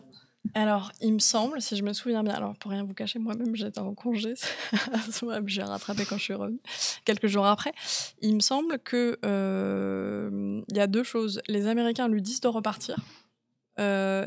Et il y a un autre moment, alors est-ce que c'est parce qu'il y a eu plusieurs versions qui ont circulé, où Zelensky dit « je ne signerai pas ce deal parce qu'il nous est trop défavorable ». J'ai un petit doute sur est-ce que les deux se superposent ou est-ce que... Mais après, comme il y a eu beaucoup d'allers-retours, différentes versions de ce draft, peut-être que si je remets les pièces du puzzle, mais à vérifier, je me demande si... Ils le font partir de la Maison Blanche, du coup le truc n'est pas signé, et Zelensky peut-être le lendemain et le surlendemain peut-être rattrape un peu l'affaire en disant de toute façon c'était trop défavorable, je signerai jamais un truc pareil. Bon, à revérifier. À vérifier. On a une question de Mersiki. Pourquoi on n'entend pas de déclaration des démocrates et de l'opposition US par rapport à la politique de Trump ? Ouais, alors là, je renvoie la balle un peu à mes collègues qui travaillent sur les États-Unis. Ouais. Non, mais c'est vrai. Là, pour le coup, peut-être je peux faire moins journaliste, mais plus citoyenne. Citoyenne du monde. Non, mais oui, c'est sûr. Là, je peux pas dire autre chose que ça interroge très fortement. Après, voilà, il y a quand même des mobilisations, quelques-unes rapportées par François Bougon, qui est un reportage aux États-Unis encore il y a pas longtemps. Mais c'est sûr qu'on peut pas dire qu'on les entend de très très très fort depuis chez nous là-dessus. Alors, Terence, face aux gens qui disent qu'on a déjà trop aidé l'Ukraine, peut-on savoir comment se répartit l'aide à l'Ukraine entre les dons, parfois surévalués dans le cas de la France, et les prêts ? Merci. Sachant que ces gens oublient que la reconstruction de l'Ukraine bénéficiera aux entreprises occidentales qui se sont déjà positionnées à ce niveau, l'économie de guerre. Tout à fait. Ma passion, merci Terence de mettre le doigt sur cette question de l'aide à l'Ukraine, parce que c'est une matière dans laquelle il y a forcément beaucoup de communication par les gouvernements, mais quand on creuse, parfois on découvre tout autre chose. Alors, sur comment entre les dons et les prêts, alors déjà, il y a une vraie question sur les États-Unis, en fait, parce que après je viendrai à la France.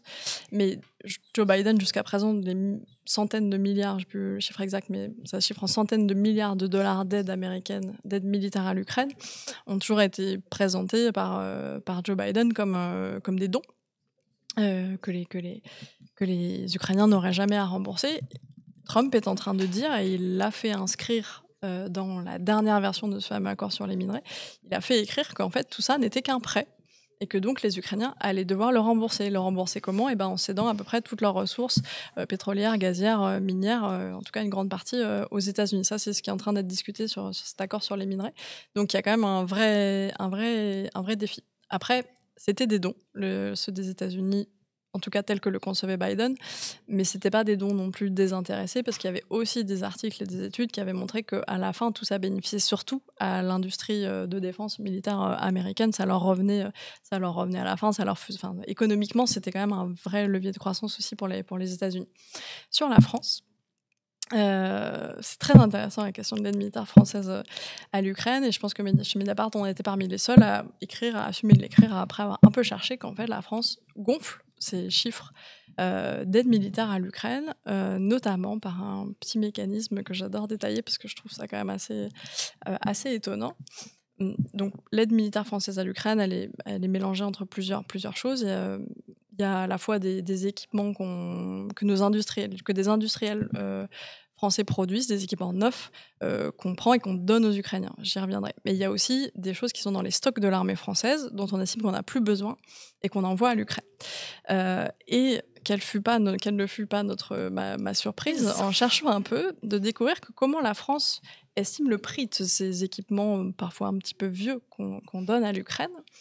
Eh bien, en fait, le ministère des Armées m'a expliqué qu'il calculait à partir du prix de l'équipement qu'on achetait pour remplacer. Je m'explique, ça veut dire que par exemple, Anna, j'ai un vélo que j'ai acheté il y a 10 ans, 120 €. Je te le donne. Et je m'en achète un flambant neuf à 600 €. Ok. Et j'explique au monde entier que j'ai fait un don à hauteur de 600 € à Anna, parce que je suis vraiment sympa. Donc ça, c'est la manière dont la France calcule et dit publiquement ensuite quelle a été notre aide à l'Ukraine. Donc je sais pas si vous venez, je sais plus il y a combien de temps à peu près, mais Macron avait parlé d'une première enveloppe de 5 milliards et tout. Bon, ça incluait ces cessions, ils appellent ça des cessions de matériel, évaluées de manière très contestable. Donc ça, c'est pour ça qu'on a écrit qu'ils gonflaient les chiffres. Et puis après, il y a plutôt des dons, il y a des choses qui sont plutôt de l'achat d'équipements neufs. Et là, on se heurte à une autre petite subtilité. Emmanuel Macron, il y a quelques jours, a dit qu'il débloquait une nouvelle enveloppe de 2 milliards d'euros d'aide militaire française à l'Ukraine. Donc je leur ai redemandé, je leur ai fait confirmer qu'on calculait toujours cette histoire bizarre avec le vélo 126 €. Ils me confirment, c'est toujours le cas. Sans amortissement, comme nous l'explique dans le chat Itsukushimu. Parce que normalement, en effet, quand le matériel a 15 ans... Oui, bien sûr. Non, mais c'est ça, exactement. Ça n'a pas de sens, en fait. Donc, non seulement ils appliquent toujours ça, mais par ailleurs, sur le reste des choses qu'on est censé donner à l'Ukraine, donc par exemple, vous êtes un industriel français, vous produisez, je sais pas, des super canons César, la France les prend, les donne à l'Ukraine, donc paye l'industriel. Et en fait, et donc, effectivement, quand même, on peut chiffrer ça en aide militaire, sans doute en millions, voire en milliards. Sauf que là, on m'a expliqué que le ministère des Armées françaises, que j'ai un peu titillé parce que j'ai quand même l'habitude qu'il raconte des choses un peu étonnantes sur ces chiffres, m'a expliqué qu'en fait, c'était pas notre argent qu'on utilise pour payer les industriels et pour donner cet équipement aux Ukrainiens, cet équipement neuf, on prenait l'argent du prêt du G7 à l'Ukraine, qui est donc en fait un prêt fait par des pays du G7, dont la France à l'Ukraine, et surtout prêt qui est financé par la saisie des avoirs russes gelés en Europe. Vous savez, il y a de l'argent russe qui a été bloqué depuis le début de la guerre parce qu'il y a eu des sanctions, et cet argent il génère des bénéfices, et donc les Européens ont décidé de saisir ces bénéfices pour financer notamment l'aide à l'Ukraine. Donc pour le dire en résumé, la France ne sort pas d'argent propre de son budget, mais utilise des sous d'une autre enveloppe pour payer des industriels français pour envoyer du matériel français à l'Ukraine. Et donc on dit à la fin que ça fait 2 milliards, mais en fait c'est pas du tout 2 milliards, parce qu'en fait c'est beaucoup de subtilités comptables comme ça. Mais du coup je sais plus quelle était la question exacte de Terence. Oui, voilà, la répartition entre les dons et les prêts, mais donc c'est souvent plus compliqué que ça. Et il y a eu d'autres fois par le passé où la France a dit a affiché des dons à l'Ukraine ou des choses en tout cas présentées par la presse qui reprenaient un peu rapidement en disant des dons de matériel à l'Ukraine, qui étaient en fait des choses que les Ukrainiens achetaient, mais la France, dans sa grande mansuétude, accordait le fait aux Ukrainiens qu'ils avaient le droit d'acheter un peu de manière prioritaire certains matériels. Je cherchais ton article justement sur la question, mais je ne l'ai pas trouvé. J'en parle dans là, okay. À la fin. Déjà, il y a une explication sur les 2 milliards. Non, c'est pas ça. Tac. Voilà, donc dans celui il est titré Troupes européennes en Ukraine, Londres et Paris peinent toujours à rassembler, mais à la fin, il y a une explication sur les 2 milliards, et sinon, c'est un autre, un peu plus vieux, qui devait s'appeler, je sais pas, la France gonfle les chiffres de son aide militaire à l'Ukraine. Ouais. J'en profite donc pendant que je cherche dans le chat, les gens qui nous suivent rebondissent sur ce que tu viens d'expliquer. Et il y a Karim Bey qui commande 5 milliards pour l'Ukraine, mais il n'y a plus d'argent pour les hôpitaux, la recherche, la sécurité sociale. Mais comme tu l'as expliqué, en fait, ça ne prend pas vraiment dans les... Tout à fait. Alors 5 milliards, donc ça, on parle d'une enveloppe qui avait été annoncée, je crois. C'était au moment de la signature d'un accord bilatéral de sécurité, il y a 1 an et demi peut-être. Je précise que ces 5 milliards quand même étalés sur un grand nombre d'années, je ne sais plus combien exactement, que c'est quand même largement gonflé. Après, de fait, c'est des vraies questions qu'on pose par ailleurs, pas forcément sur l'aide à l'Ukraine, mais sur toute le mouvement actuel sur le réarmement, la nécessité de se réarmer, etc., en Europe et en France, c'est des questions qu'on pose par ailleurs dans le journal, de savoir quels vont être les arbitrages, est-ce que ça va se faire au détriment de sécurité sociale, etc. Donc c'est un autre élément de débat réel, important, sur lequel il faut être vigilant. Mais alerte quand même quand Emmanuel Macron dit 2 milliards à l'Ukraine, en fait, rassurez-vous un peu pour la sécurité sociale, c'est pas vraiment 2 milliards. Et par rapport, alors, à ce que tu expliquais sur le fait de saisir les avoirs russes, Mmh. toujours Itsukushimu, c'est pas illégal au regard du droit international d'utiliser des avoirs russes, même si on aimerait bien que ce soit utilisé Ouais, franco, ou le fait de prendre uniquement les intérêts, est-ce que c'est oui, considéré comme voilà. un loophole Alors, légal? ouais. Genre un vide juridique dans lequel on peut s'engouffrer? Alors là-dessus, je vous conseille, avant de répondre, il y a un article récent de Martine Orange sur ça s'appelle l'épineuse question Mmh. des avoirs russes gelés, qui explique bien tout ça avec ses connaissances économiques que je n'ai pas et juridiques. Mais oui, il y a une différence entre l'utilisation des avoirs en soi et des intérêts qu'ils ont générés. Et jusqu'à présent, de ce que j'ai compris, utiliser les bénéfices, les bénéfices qu'ils ont générés, ça pose pas de problème juridique. C'est ce qui a été fait, donc réfléchir notamment vers de l'aide à l'Ukraine.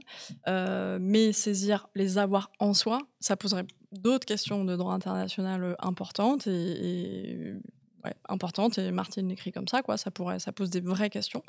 Après, du coup, ils réfléchissent au niveau, notamment du Parlement européen, à des solutions qui seraient un peu du contournement juridique et consisterait à le passer directement aux Ukrainiens, parce que c'est pas nous, mais si les Ukrainiens ça passe. Et puis à la fin de la guerre, les Ukrainiens réclament des dédommagements de guerre à la Russie qui ne l'acceptent pas, et donc du coup ils sont fondés cette fois-ci à la bon bref, voilà. Mais en tout cas il y a une différence entre utiliser les avoirs et les intérêts qu'ils ont générés. Suko42 qui nous dit: «Il y a dans tout ça SVP». N'hésite pas à poser une question plus précise. La seule question que je vais passer L'IA. sur l'IA, c'est celle de Karim B.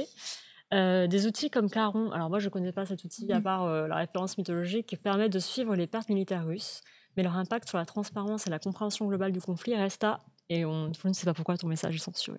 L'IA transforme-t-elle la couverture médiatique du conflit? Alors la couverture médiatique, je sais pas, je connaissais pas Charon, pour être tout à fait honnête. Moi je connaissais, il y a ces gens qui bossent en OSINT, qui avaient un site, un blog, un compte X qui s'appelait Oryx, qui comptait à la main les pertes russes, notamment en croisant de la géologue, des photos de matériel détruit, etc. Mais je sais pas s'ils sont... C'était ce site-là? Oui, ils ont pas bossé que sur la Russie, ils bossent aussi sur d'autres, mais ils avaient tenu un décompte assez intéressant sur la Russie. Donc, je sais pas pour les pertes, mais l'IA, je peux rebondir. Il y a des choses quand même intéressantes sur l'IA par rapport à cette guerre. C'est comment ça a débloqué comment la guerre en Ukraine et l'utilisation importante de l'IA, notamment pour, par exemple, les drones kamikazes ou des choses d'armement. Comment ça a débloqué beaucoup de barrières et de prévention éthique qu'on avait, notamment en France et dans l'armée française et au ministère de la Défense, sur l'IA et la défense. Et donc on avait fait à la fois, sur quoi je pourrais vous renvoyer comme contenu, on avait fait à la fois un article il y a un petit moment sur comment, un tout petit peu plus général, mais ça parlait notamment d'IA, sur comment les guerres en Ukraine et à Gaza avaient en fait levé des préventions éthiques et avaient fait qu'il y avait beaucoup plus d'armes qu'on peut considérer comme sales, qui maintenant sont un peu admises comme des armes qu'on peut utiliser, donc que ce soit des drones kamikazes, des programmes comme Israël a utilisé à Gaza, des programmes qui utilisent l'IA pour notamment déterminer des cibles, considérées comme des cibles avec des taux de probabilité que les gens appartiennent au Hamas et tout, des choses vraiment très très très très très problématiques. Cet usage-là, les usages en Ukraine, plus aussi les usages des pays qui ont de moins en moins de tabous sur l'utilisation de bombes à sous-munitions. Les États-Unis ont livré à l'Ukraine des bombes à sous-munitions, qui sont des bombes qui explosent en plein de petits bouts, en plein de sous-bombes. Et du coup, c'est très, très, très problématique parce que, bien sûr, on ne peut pas être précis. Donc, ça risque de tomber dans des zones civiles. Il y en a plein qui n'explosent pas, etc.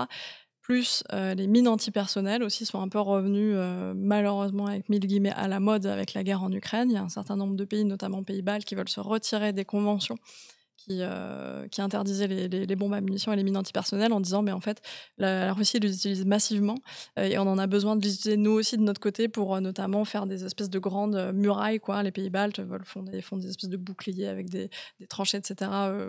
Parce qu'ils sont frontaliers avec la Russie. Donc c'est un peu un effet, ça c'est pas tout à fait la question, mais c'est un des effets de bord. Et là-dessus aussi, on essaye d'être attentif chez Mediapart parce que les questions d'éthique et de morale et tout dans la guerre, c'est hyper important, même dans un contexte hyper militarisé. Donc on essaie d'être attentif. Et pour le coup, cette guerre-là, c'est une très très mauvaise nouvelle pour la régulation des armements. Hop. Alors, je réponds à ce message. Je pense que ça répond du coup, Suco 42 à compléter l'investissement des protagonistes dans l'IA militaire, entre autres, après civil, avec les drones aussi. Merci. Et attends, et là-dessus, par contre, si ça vous intéresse, la France et l'IA militaire, je sais pas si tu l'as retrouvé, mais j'avais fait une interview avec une chercheuse super qui s'appelle Laure de Roussy-Rochegonde. C'était dans notre série sur l'IA. Comment on avait titré ça La France, c'était sur les armes autonomes et la France. Comment ça s'appelait la chercheuse? Laure de Roussy. De plus loin Roussy. R-O-U-C-C-Y. Essaye juste avec ça. Déjà conquis par l'IA, les militaires français. Ouais, voilà, c'est ça. Regarde vers les armes autonomes. Et ça, c'est un peu l'état des lieux de comment l'armée française se positionne par rapport à utiliser des armes autonomes ou avoir dans notre arsenal des armes autonomes, notamment des drones kamikazes.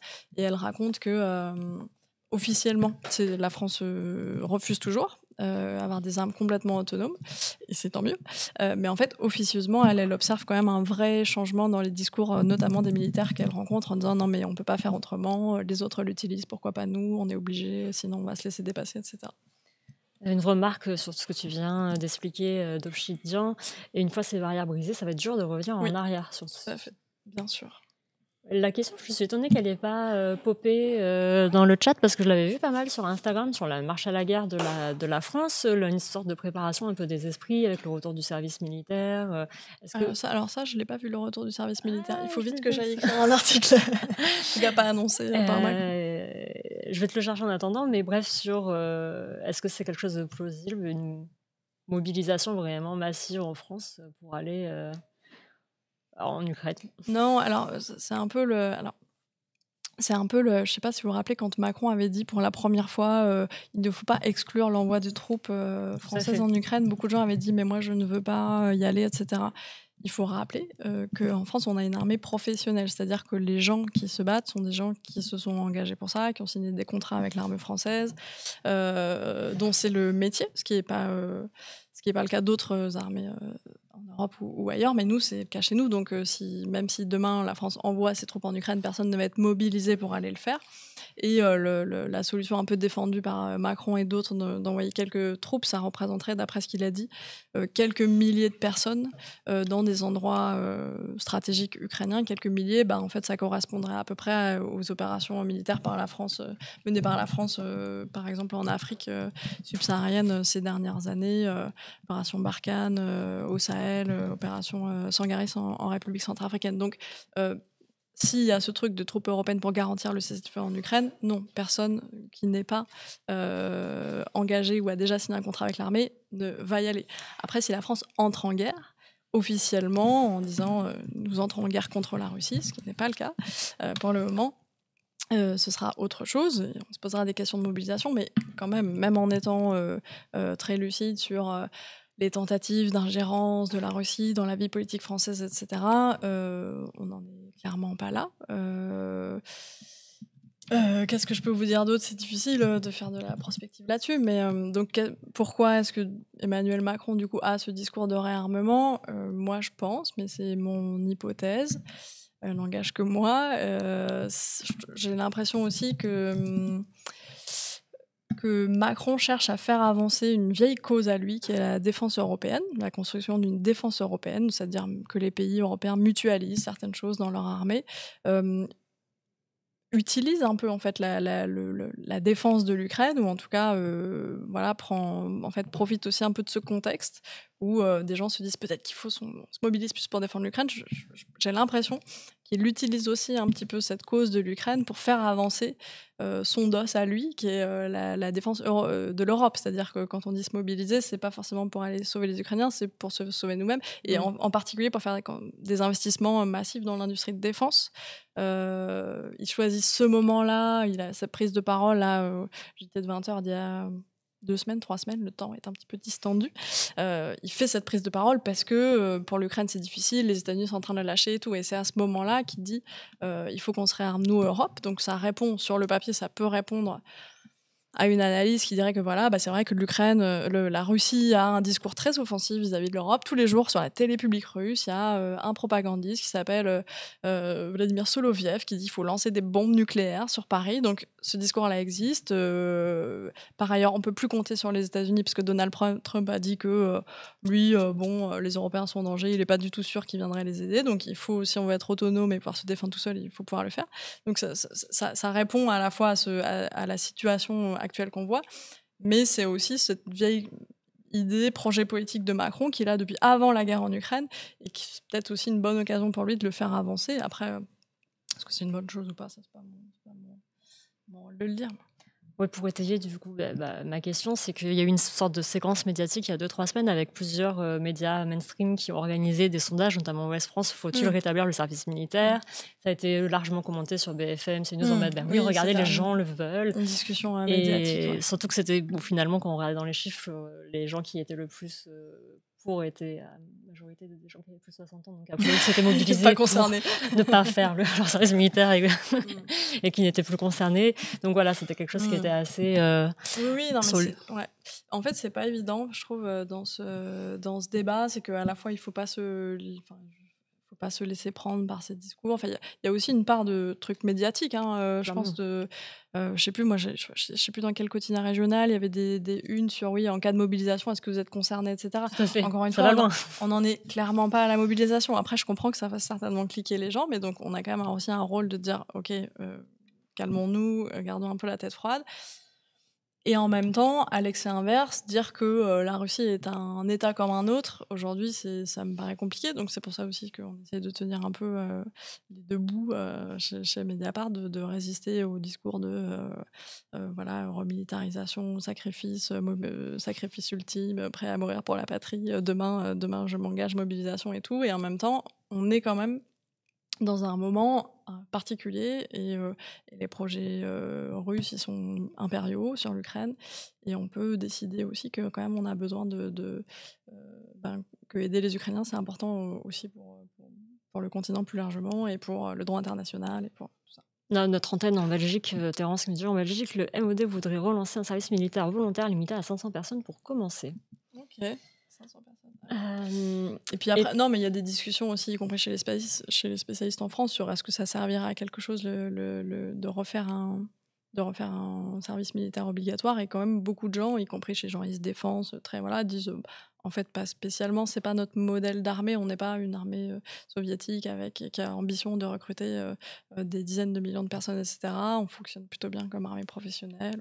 Voilà. Mais c'est un débat qui est en cours, et moi, pour le coup, je suis moins quand même... Tu parlais de la défense de l'Europe plus haut. On avait une question sur est-ce qu'il y a quelque part une coalition entre la Russie et les États-Unis pour faire de l'Europe une sorte de territoire annexe Oui, dans certains discours, il y a un peu cette espèce de fantasme de gens qui sont un peu proches du Kremlin et tout. Il y a un peu ce fantasme de nous, grande puissance, découpons le monde en zones d'influence, en fait, qui un peu inclure aussi la Chine. En fait, quand Trump dit je suis prêt à annexer le Groenland, le canal de Panama, le Canada, et que la Russie a l'air de trouver que c'est ok d'envahir l'Ukraine, parce qu'en fait c'est l'ancien, c'est son glacis protecteur, ça correspond à l'ancienne URSS, c'est normal d'avoir une influence, enfin d'avoir une zone d'influence autour de soi. Il y a un peu cette cette idée que que le monde est régi par les grandes puissances et que les grandes puissances ont le droit d'avoir leur zone d'influence sans que les autres grandes puissances viennent les embêter. Donc ce discours-là, oui, il existe. Après, est-ce qu'il y a un grand complot mondial et pacte de sang qui a été noué? Je pense qu'il n'y a pas forcément besoin de ça, mais oui, c'est des discours qui circulent. Après, comme j'ai dit tout à l'heure, même en Russie, il y a des débats sur est-ce qu'on doit s'assumer comme une grande puissance, toper avec les États-Unis pour se dire tu prends le Groenland, je t'embête pas, et moi je prends l'Ukraine, et peut-être demain les États baltes, je t'embête pas. Il y a des débats entre est-ce qu'il faut faire ça ou est-ce qu'il faut essayer de conserver un peu ce soutien ou ce non-alignement ou ce préjugé un peu favorable de certains États en Afrique, en Amérique latine et tout, qui en ont marre aussi pour d'autres raisons tout à fait entendables des États-Unis et des grandes institutions internationales dominées par l'Europe et les États-Unis, etc. Il y a aussi des gens en Russie qui pensent qu'il faut plutôt s'acquérir les faveurs et nouer des liens diplomatiques plutôt avec ces gens-là qu'ils appellent la majorité mondiale, pour rappeler qu'en fait, Europe, États-Unis, c'est démographiquement, c'est une minorité, même si c'est des États qui ont plus de puissance. Fanfan Nilois complète sa question de tout à l'heure. Alors que le conflit avec l'Ukraine semble accaparer l'économie de la Russie et que Prigojine a disparu dans son hélicoptère, comment expliquer le développement de l'influence russe dans certaines zones d'Afrique, Niger, Burkina, Mali? Est-ce que cette coopération aiderait à financer la guerre? Alors, à financer, j'en suis pas sûre, parce que effectivement, il y avait eu quand même le projet quand la Russie avait envoyé notamment des mercenaires dans ces pays pour proposer leurs services, assurer la sécurité de président. Il y avait cette idée d'exploiter des ressources naturelles pour se payer, mais ça n'avait pas très bien marché. On avait fait une enquête notamment sur des sociétés en Centrafrique qui officiellement étaient des sociétés centrafricaines, et quand on creusait, en fait, étaient liées à Wagner et qui exploitaient du bois, du diamant. Et en fait, ça fonctionnait assez mal pour plein de raisons. Mais donc, je pense pas qu'il y ait d'énormes, pour eux, à ce stade en tout cas, qui tirent d'énormes profits financiers de cette présence. Mais moi, je pense que c'est plutôt, par rapport à ce que je développais un peu plus tôt, c'est plutôt l'idée d'avoir des bons rapports avec des pays dans le monde qui ne soient pas l'Europe et les États-Unis, mais qui soient des pays qu'eux estiment être des non-alignés, une majorité mondiale et tout, qui peuvent aussi soutenir la Russie, parce qu'ils ont l'impression que la Russie, c'est des gens qui luttent contre l'impérialisme, etc. Et du coup, ces gens-là, à la fois peuvent être c'est des visites d'État, de la coopération. Ça montre que Poutine n'est pas isolé sur la scène internationale. Ça perpétue un peu ce discours qui a été utilisé pour justifier à tort l'invasion de l'Ukraine. Et puis ces gens, c'est aussi des votes au Conseil, à l'Assemblée générale des Nations Unies, etc. Donc c'est pas rien d'avoir des États qui sont plutôt amis. On a encore des questions intéressantes. Quel est l'état des enquêtes sur les crimes de guerre / contre l'humanité commis par la Russie et Boutcha notamment? Alors, il y a une partie en fait, la justice ukrainienne essaye d'enquêter, même en l'absence de soldats russes. Elle juge, je crois, elle a déjà jugé quelques soldats russes in absentia, même s'ils n'étaient pas présents, et on a condamné certains pour des crimes de guerre, donc pas dans des juridictions internationales, mais dans leur justice interne ukrainienne. Après, il y a la question des crimes de guerre qui pourraient être jugés au niveau international, et vous savez que Vladimir Poutine est une de ses conseillères pour les droits de l'enfant, ou je sais plus c'est quoi son intitulé exact, sont poursuivis ont un mandat de la CPI, la Cour pénale internationale, pour déportation illégale d'enfants, parce que la Russie, dans les territoires ukrainiens qu'elle occupe, prend les enfants à divers prétextes et les envoie en Russie et les font adopter. Donc Poutine est poursuivi là-dessus. Est-ce que cette enquête progresse? On ne sait pas, parce que la CPI rend pas son travail public, mais en tout cas, ça fait partie des meilleures chances ça fait partie des dossiers sans doute les plus emblématiques et sur lesquels la justice pénale internationale travaille le plus, et qui pourrait peut-être aboutir un jour à ce qu'il soit jugé. Après, voilà, la Russie n'est pas partie à la CPI. Poutine a réussi encore à se déplacer dans des pays qui n'appliquent pas ce mandat d'arrêt. Mais voilà, ça progresse. Après, pour la justice ukrainienne, c'est quand même très difficile. Clairement, elle est absolument engorgée par toutes les choses à faire, par tous les cas à traiter. Et sur cette question des enfants déportés, il y a un problème qui est Donald Trump, encore une fois, parce que il y avait des chercheurs américains qui bossaient aussi beaucoup sur ces questions, notamment un espèce de centre de recherche rattaché à l'université de Harvard aux États-Unis, qui faisait un gros travail en OSINT pour essayer de localiser les enfants, retrouver leur identité, etc. Et Donald Trump a gelé ses fonds, évidemment, parce que c'est Donald Trump qui fait des choses comme ça. Et j'ai fait un article récemment qui s'appelle Comment Donald Trump en- euh, sabote mais les efforts de la justice internationale en Ukraine, parce que c'est pas la seule décision qu'il a prise qui est problématique pour ça doit être non voilà. L'administration Trump entrave le travail de justice pénale internationale en Ukraine, parce qu'ils se sont par ailleurs retirés d'une sorte de groupe d'entraide judiciaire aussi, de gens qui voulaient travailler pour qu'un jour la Russie puisse être jugée pour le crime d'agression en Ukraine, parce que c'est aussi un crime qui existe, qui est défini par le droit pénal international. Le crime d'agression, ça veut dire envahir un pays souverain avec ses forces armées, etc. Il y avait un groupe d'États qui travaillait sur comment faire avancer ce dossier avec de l'entraide, partager des preuves matérielles et tout ça. Et les États-Unis s'en sont retirés, alors qu'ils apportaient aussi une contribution importante. Donc voilà, Trump n'aide pas ces efforts-là. Tu as commencé à nous parler de la vie démocratique en Ukraine, mais là, il y a une question peut-être un peu plus précise de Itsukushimo. Comment s'en sort la vie politique ukrainienne depuis 2022 ? Est-ce que des lois de droit commun sont votées ? Est-ce que l'opposition arrive à jouer un rôle ? Ouais. C'est une vie politique qui essaye d'exister. Après, je trouve qu'il y a une vraie différence entre leur débat interne et ce qu'ils laissent transparaître à l'extérieur. Il y a quelque chose qui est quand même assez assumé quand on parle avec des Ukrainiens, je le disais un peu tout à l'heure, mais notamment vis-à-vis de la majorité présidentielle et de Zelensky. Il y a quand même une idée un peu de faire front à l'extérieur quand même, et donc on trouve rarement des énormes critiques à l'extérieur de comment Zelensky mène sa politique, mais en interne, il y a un vrai travail parlementaire, etc., qui se fait. Et il y a une critique aussi par de l'opposition, que ce soit de l'opposition politique ou des syndicats ou des syndicats, des partis, des groupes notamment de gauche qui sont aussi très critiques de toutes les lois, notamment économiques, que fait passer Zelensky et son gouvernement à la faveur de la guerre. Depuis 2022, il y a une énorme casse du droit du travail en Ukraine en raison de la guerre, en prétexte de la guerre. Il y a d'énormes pans du droit du travail qui ont été supprimés, le droit d'être représenté par des syndicats et tout dans des entreprises de moins de 150 salariés. Donc c'est un énorme sujet de préoccupation pour les Ukrainiens, et notamment les syndicats ukrainiens. Et ça s'exprime, et alors il peut pas y avoir de manif parce que c'est quand même état de guerre, donc ça c'est pas permis. Mais voilà, il y a de l'expression, enfin ils s'expriment dans la presse, ils essaient d'avoir ce débat, et nous on s'en est aussi fait l'écho chez Mediapart. On a écrit quelques articles sur un peu les combats des gauches ukrainiennes qui sont souvent des gens, que ce soit les syndicats, où il y a des syndicats étudiants, où il y a des si vous lisez un peu l'anglais, il y a un mouvement qui est assez intéressant qui s'appelle Mouvement social, Socialny.ru, je crois en ukrainien, qui est un espèce de qui est un mouvement de gauche qui est assez actif et qui porte des choses intéressantes. Qui avait notamment aussi fait toutes des déclarations de solidarité avec les grévistes en France au moment de la loi travail, avec les Palestiniens massacrés à Gaza, etc. Donc ces gens-là, ils prennent la parole, on essaye de leur donner la parole, et c'est des gens qui sont très engagés aussi dans la guerre, qui pour beaucoup se sont engagés volontairement au début de la guerre, qui disent que voilà, c'est pas... Ce site ? Oui, tout à fait, exactement.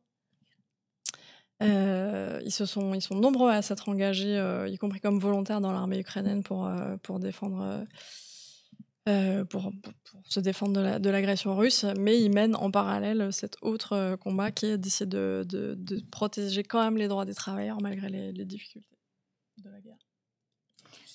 Il y avait une question de Black Pudding qui pense un peu à l'avenir et qui nous demandait, alors pardon, je ne sais pas pourquoi ta question n'apparaît pas sur Twitch chat, on en est où dans le processus de paix en fait, finalement, dans les négociations de paix, et quelles sont les positions actuelles ?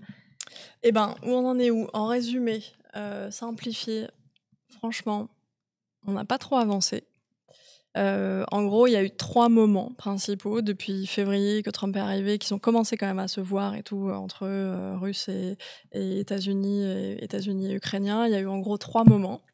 Il y a eu un moment où les Ukrainiens ont dit « Nous, on est OK pour un cessez-le-feu de 30 jours inconditionnel, c'est-à-dire dans les airs, sur terre, en mer, sans conditions préalables, 30 jours ». Donc ça, c'était quand même un truc important parce que les Ukrainiens, jusqu'à pas si longtemps, c'était pas leur position. Ils voulaient pas parler d'un cessez-le-feu parce que voilà, ils estimaient que c'était un aveu de défaite, mais donc ils ont dit qu'ils étaient OK avec ça. Après ça, du coup, tout le monde a fait « Ah !» s'est tourné vers Vladimir Poutine et a dit « Ah d'accord, mais toi qu'en penses-tu ? Puisque Vladimir Poutine, tu nous dis que tu veux la paix aussi depuis un certain temps. » Et donc en fait, Vladimir Poutine a dit « Oui mais non ». C'est-à-dire qu'en apparence, il a dit « Oui, moi j'aime beaucoup la paix et tout ça, je trouve ça important ». Mais en fait, il a posé des conditions préalables infaisables à ce cessez-le-feu. Donc ça, pour l'instant, c'est oublié. Enfin, en tout cas, ça ne peut pas être mise en œuvre. On espère que ça pourra peut-être l'être dans les prochains mois, mais pour l'instant, ça ne marche pas. Poutine n'a pas l'air d'y être prêt. Mais Poutine a fait 2 autres un peu contre-propositions. Il a dit ensuite qu'il était d'accord pour un cessez-le-feu sur les infrastructures énergétiques. Donc ça voudrait dire que et les Russes et les Ukrainiens s'empêcheraient mutuellement, arrêteraient mutuellement de frapper leurs centrales électriques, etc. Ça, ils se sont dit, et Russes et Ukrainiens, qu'ils étaient OK sur le principe. Mais pour l'instant, ça ne marche pas, c'est pas mis en place parce qu'en fait, les Russes ont aussi fait un move en disant mais en fait avant ça, pour qu'on l'applique, il faudrait qu'on ait certaines garanties, dont il faudrait que l'aide américaine s'arrête, l'aide américaine à l'Ukraine s'arrête. Donc comme il n'en est pas question, c'est de fait aussi pas appliqué. Et voilà. Les Russes disent qu'ils le font unilatéralement, mais bon, les Ukrainiens ont répertorié 8 attaques sur des sites énergétiques et tout depuis qu'ils ont dit qu'ils le faisaient. Donc a priori ça ne fonctionne pas. Et troisième truc qui a été évoqué, c'était plus récemment, c'était il y a une semaine je crois, où là, ils nous ont dit aussi tous les deux, après avoir discuté pas ensemble mais avec les Américains, qu'ils étaient d'accord pour un cessez-le-feu en mer Noire. Donc ça voudrait dire, où en fait en mer Noire, il y a une flotte russe importante, il n'y a pas trop de flotte ukrainienne parce qu'ils ont plus vraiment de marine. Mais en fait, voilà, de la mer Noire, il y a quand même des navires russes qui, depuis là, bombardent. C'est là que certains missiles partent pour bombarder l'Ukraine. Et les Ukrainiens, en retour, ont réussi à détruire beaucoup de navires en mer Noire. Donc ce cessez-le-feu a été proposé, mais c'est pareil, en fait, pour l'instant, il n'est pas appliqué, parce que la Russie a dit qu'en fait, finalement, ils voulaient comme préalable qu'on lève les sanctions sur eux. Notamment les sanctions sur leur système bancaire. Et comme les Ukrainiens sont pas d'accord avec ça, c'était pas ce qui était prévu quand ils se sont mis d'accord là-dessus. Pour l'instant, c'est pas appliqué. Donc où on en est sur le cessez-le-feu, on en parle beaucoup. Plusieurs choses ont été mises sur la table, mais pour l'instant, rien d'appliqué. Et dans tous les cas, ça prendra de toute façon beaucoup de temps, parce qu'on l'a déjà vu. En fait, il y a un truc quand même qui est intéressant je trouve, à comprendre quand on parle de cessez-le-feu, c'est qu'en fait, on parle de quand on parle de paix, c'est qu'on parle de 2 choses. Il y a quand même 2 moments, 2 choses qui sont différentes. Et des fois aussi, les Russes, Vladimir Poutine essaye un peu de mélanger les deux. C'est qu'on parle à la fois, il y a la question du cessez-le-feu, qui est on arrête les combats dans l'immédiat. A priori, normalement, il n'y a pas trop de conditions. Et il y a la question d'un accord de paix, qui va être en fait le moment, mais qui va durer beaucoup plus longtemps, ça se trouve plusieurs années, où là on va discuter en fait qu'est-ce qu'on fait pour définitivement arrêter cette guerre, et ça suppose normalement c'est là où tu résous un peu les problèmes qui ont présidé, qui ont fait que cette guerre est née. Donc c'est là où par exemple la Russie va demander sans doute que l'Ukraine n'intègre jamais l'OTAN, etc. Les Ukrainiens vont demander des garanties de sécurité, que les Européens les protègent et tout. Et en fait, Poutine essaye aussi un peu dans la stratégie russe de mélanger les deux, c'est-à-dire que normalement, autant un cessez-le-feu, ça doit pouvoir se faire aussi sans condition. On pose les armes et c'est là qu'on va discuter à la table en disant « Ok, moi je te donne ça, toi je te propose ça ». Poutine en fait dit qu'il est d'accord pour des cessez-le-feu, mais il pose tellement de conditions à chaque fois que ça revient à dire qu'il veut négocier tout de suite un accord de paix, sauf que normalement ça se fait pas comme ça. On parlait tout à l'heure du revirement de Trump par rapport à Poutine, qui semble d'un seul coup moins l'aimer. Donc on a une question là-dessus de Pablito Coco. Pourquoi Trump s'agace de la volonté de Poutine d'établir un régime de transition en Ukraine sans Zelensky SVP? Je ne comprends pas l'enjeu. Attends, pardon, c'est celui-ci là. Pourquoi Trump s'agace par rapport à la question de tout à l'heure, en fait, c'est comme je dis, il y a eu plusieurs moments dans cette volonté, dans les déclarations sur les élections, sur les élections en Ukraine. C'est-à-dire que autant à la base, ça pouvait sembler favorable à Poutine et à Trump de dire on change de président parce que Zelensky, on le voyait pas forcément en position de gagner les élections. Autant depuis l'embrouille du bureau ovale, il semble avoir des meilleures dispositions. Donc pourquoi Trump s'agace de sa volonté d'établir un régime de transition?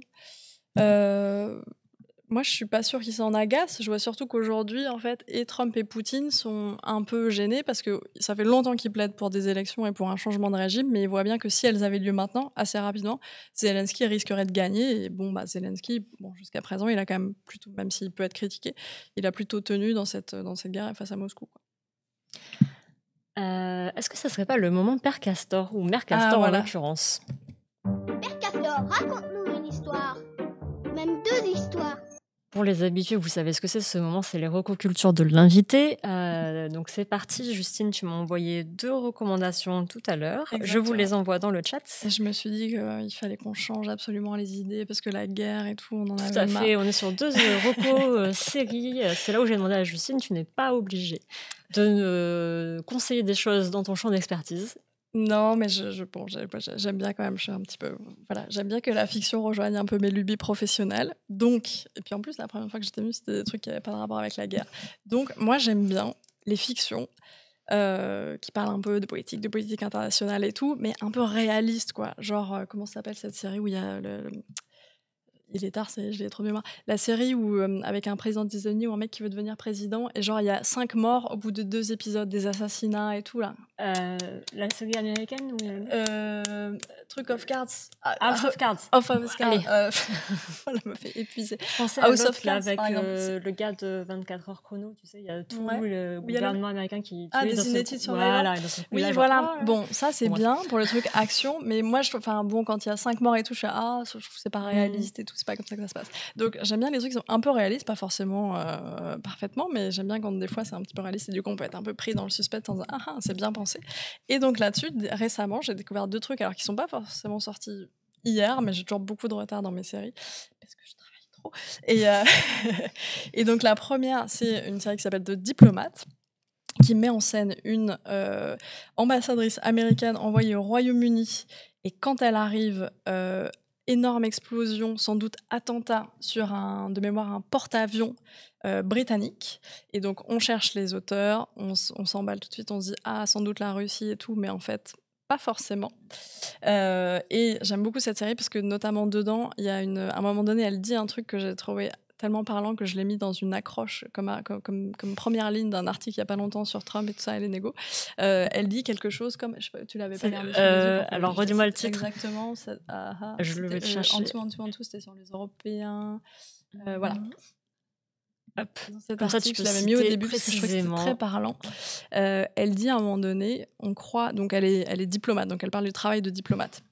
Et elle dit, on croit que notre travail consiste à devenir amis avec des méchants pour ensuite les plier à notre volonté, alors qu'en fait, on est juste devenus amis avec des méchants. Et je trouvais que ça peut être appliqué à beaucoup de situations modernes de la diplomatie, comme par exemple, peut-être, quand Emmanuel Macron et Keir Starmer, Premier ministre britannique, se sont succédés à Washington et ont vraiment littéralement embrassé Donald Trump, enfin embrassé littéralement, enfin vous comprenez, enfin un truc, voilà, mais ont vraiment fait des effusions et tout en disant vraiment super relation, hyper chaleureux et tout, en espérant que ça allait le faire peut-être changer d'avis et de position sur l'Ukraine. Et donc en fait ils ont peut-être cru qu'ils allaient devenir amis avec ce méchant pour le plier à sa volonté, comme dirait l'ambassadrice de The Diplomat. Mais en fait, ça n'a pas du tout fonctionné. Et je trouve que des fois, je trouve ça assez parlant sur pas mal de situations diplo qu'on peut croiser des fois. Donc, pas mal, vraiment pas mal. Et deuxième série, Macron, il aime bien faire des câlins, en fait. Je ne commenterai pas. Et deuxième série, Vigil, qui est une série alors, britannique, je crois, peut-être même écossaise. En tout cas, l'intrigue et les héroïnes sont écossaises. Et c'est aussi une série un peu fortement imbriquée dans la géopolitique, mais pareil, assez bien vue.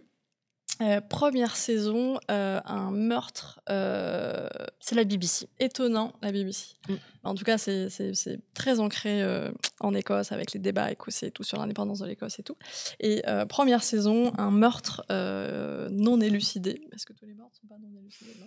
Un meurtre non élucidé sur un sous-marin nucléaire britannique.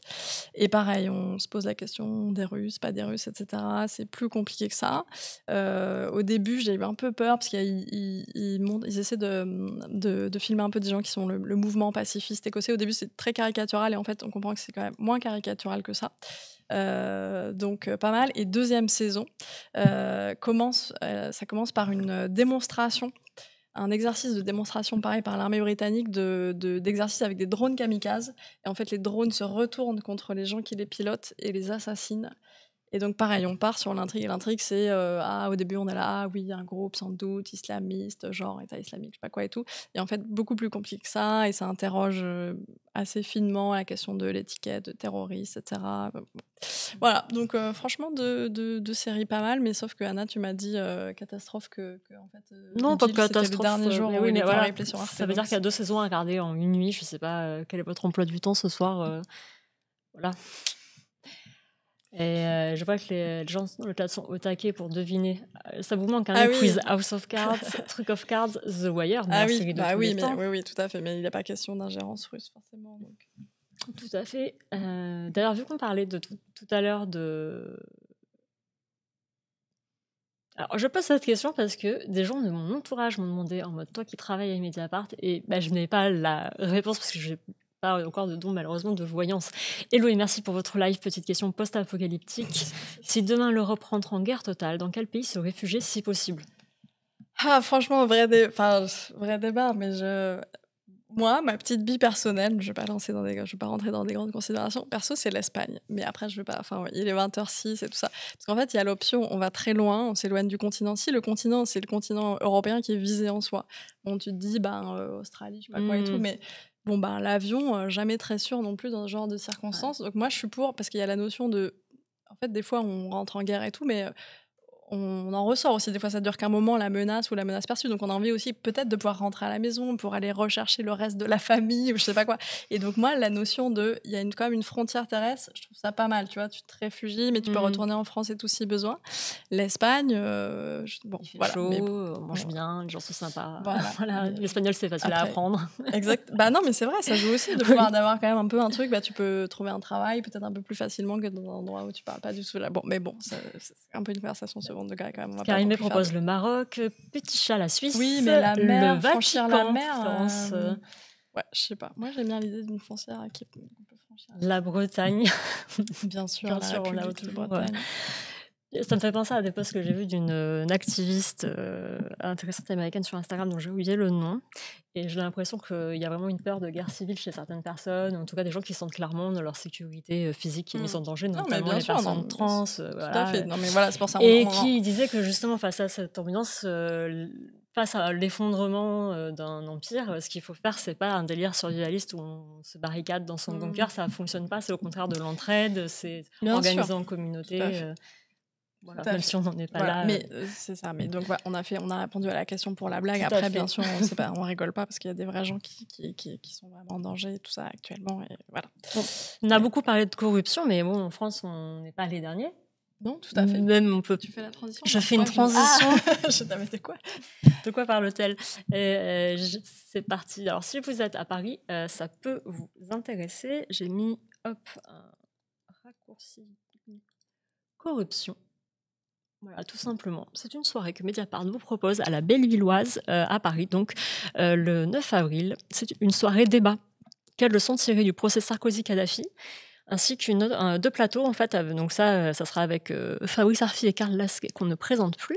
Et un deuxième plateau, lutte contre la corruption, une urgence négligée, avec Jean-Paul Philippe, qui est un ancien commandant de police de la brigade anti-corruption de la police judiciaire, et Magali Lafourcade, qui est magistrate et secrétaire générale de la Commission nationale consultative des droits de l'homme, et d'autres invités. Malheureusement, j'ai demandé, il n'y aura pas de captation vidéo, donc il faut être à Paris pour cet événement, mais rassurez-vous, bientôt Festival Mediapart, un Twitch exceptionnel, des captations vidéo en voiture, voilà. Et la soirée, elle va durer, pas combien de jours du coup, Tamalou, juste une soirée. Il y a 2 tables rondes, une à 19h et une à 20h. Et c'est gratuit, je vous ai mis le lien parce que c'est quand même mieux de vous inscrire pour être sûr d'avoir de la place, mais voilà. Est-ce que Justine, ça ton kit de survie? C'était Hans qui demande. J'ai foi dans l'humanité. Et oui, tout à fait, The 25, BAM, les prophéties de guerre civile se sont proches du milieu de l'extrême droite, tout comme tout ce qui est théorie survivaliste. Il y a vraiment ce côté chacun pour soi et Dieu pour tous, quoi. Ok. Bon, écoutez, il est 20h09. On va bientôt se quitter parce que je pense que Justine, la pauvre, elle a les oreilles qui fument à force de répondre à toutes ces questions. Tout va bien, tout va bien. En tout cas, c'était très intéressant. Merci encore. Oui, merci beaucoup pour vos questions. Oui, au Japon, il y a le kit de survie, mais c'est-à-dire qu'ils sont quand même soumis à des contraintes climatiques entre les tsunamis et les tremblements de terre. Tu as intérêt, en effet, à être bien équipé. Vendredi à 10h, vous retrouvez Os Politique, bien sûr, qu'on adore et à qui on fait un coucou. Il était là ce matin pour sa matinale, qui n'est pas la Mediapartinale, comme on pourrait le croire, mais abonnez-vous matin. Lundi prochain, normalement, c'est moi qui reprends l'émission Abonnez-vous parce que Tarek sera en vacances. Pour tout vous dire, transparence Mediapart, j'ai demandé à Marine Turki si elle était disponible pour commenter le procès de Depardieu. Mais elle n'a pas encore répondu parce qu'elle est quand même déjà bien occupée, en fait, la pauvre. Voilà, et exceptionnellement, le replay de ce stream ne sera pas sur YouTube ce soir, mais demain soir, pour éviter une collision avec à l'air libre. On essaye de mieux se coordonner sur la mise en ligne des vidéos et à assurer un maximum comme ça de visibilité à chaque vidéo. En tout cas, vraiment, merci à vous toutes et tous. Non, il n'y aura pas Monsieur Sarkozy, mais à la Bellevilloise, ne soyez pas déçus si vous y attendez. Je vais voir, est-ce qu'on a le temps de lancer un raid ? Hop, est-ce qu'il y a qui stream ? Donc ne nous quittez pas immédiatement. Il y a Maudit, ça va être un peu ni-queue-ni-tête parce qu'elle est en train de faire un streaming sur Fallout, donc on n'est pas vraiment sur le sujet. Ah, ben l'insurgé. Allez, faites un coucou à Louise de notre part. Bonne soirée à tout le monde dans le chat en tout cas, et vraiment merci pour votre participation, c'était super intéressant, comme d'habitude.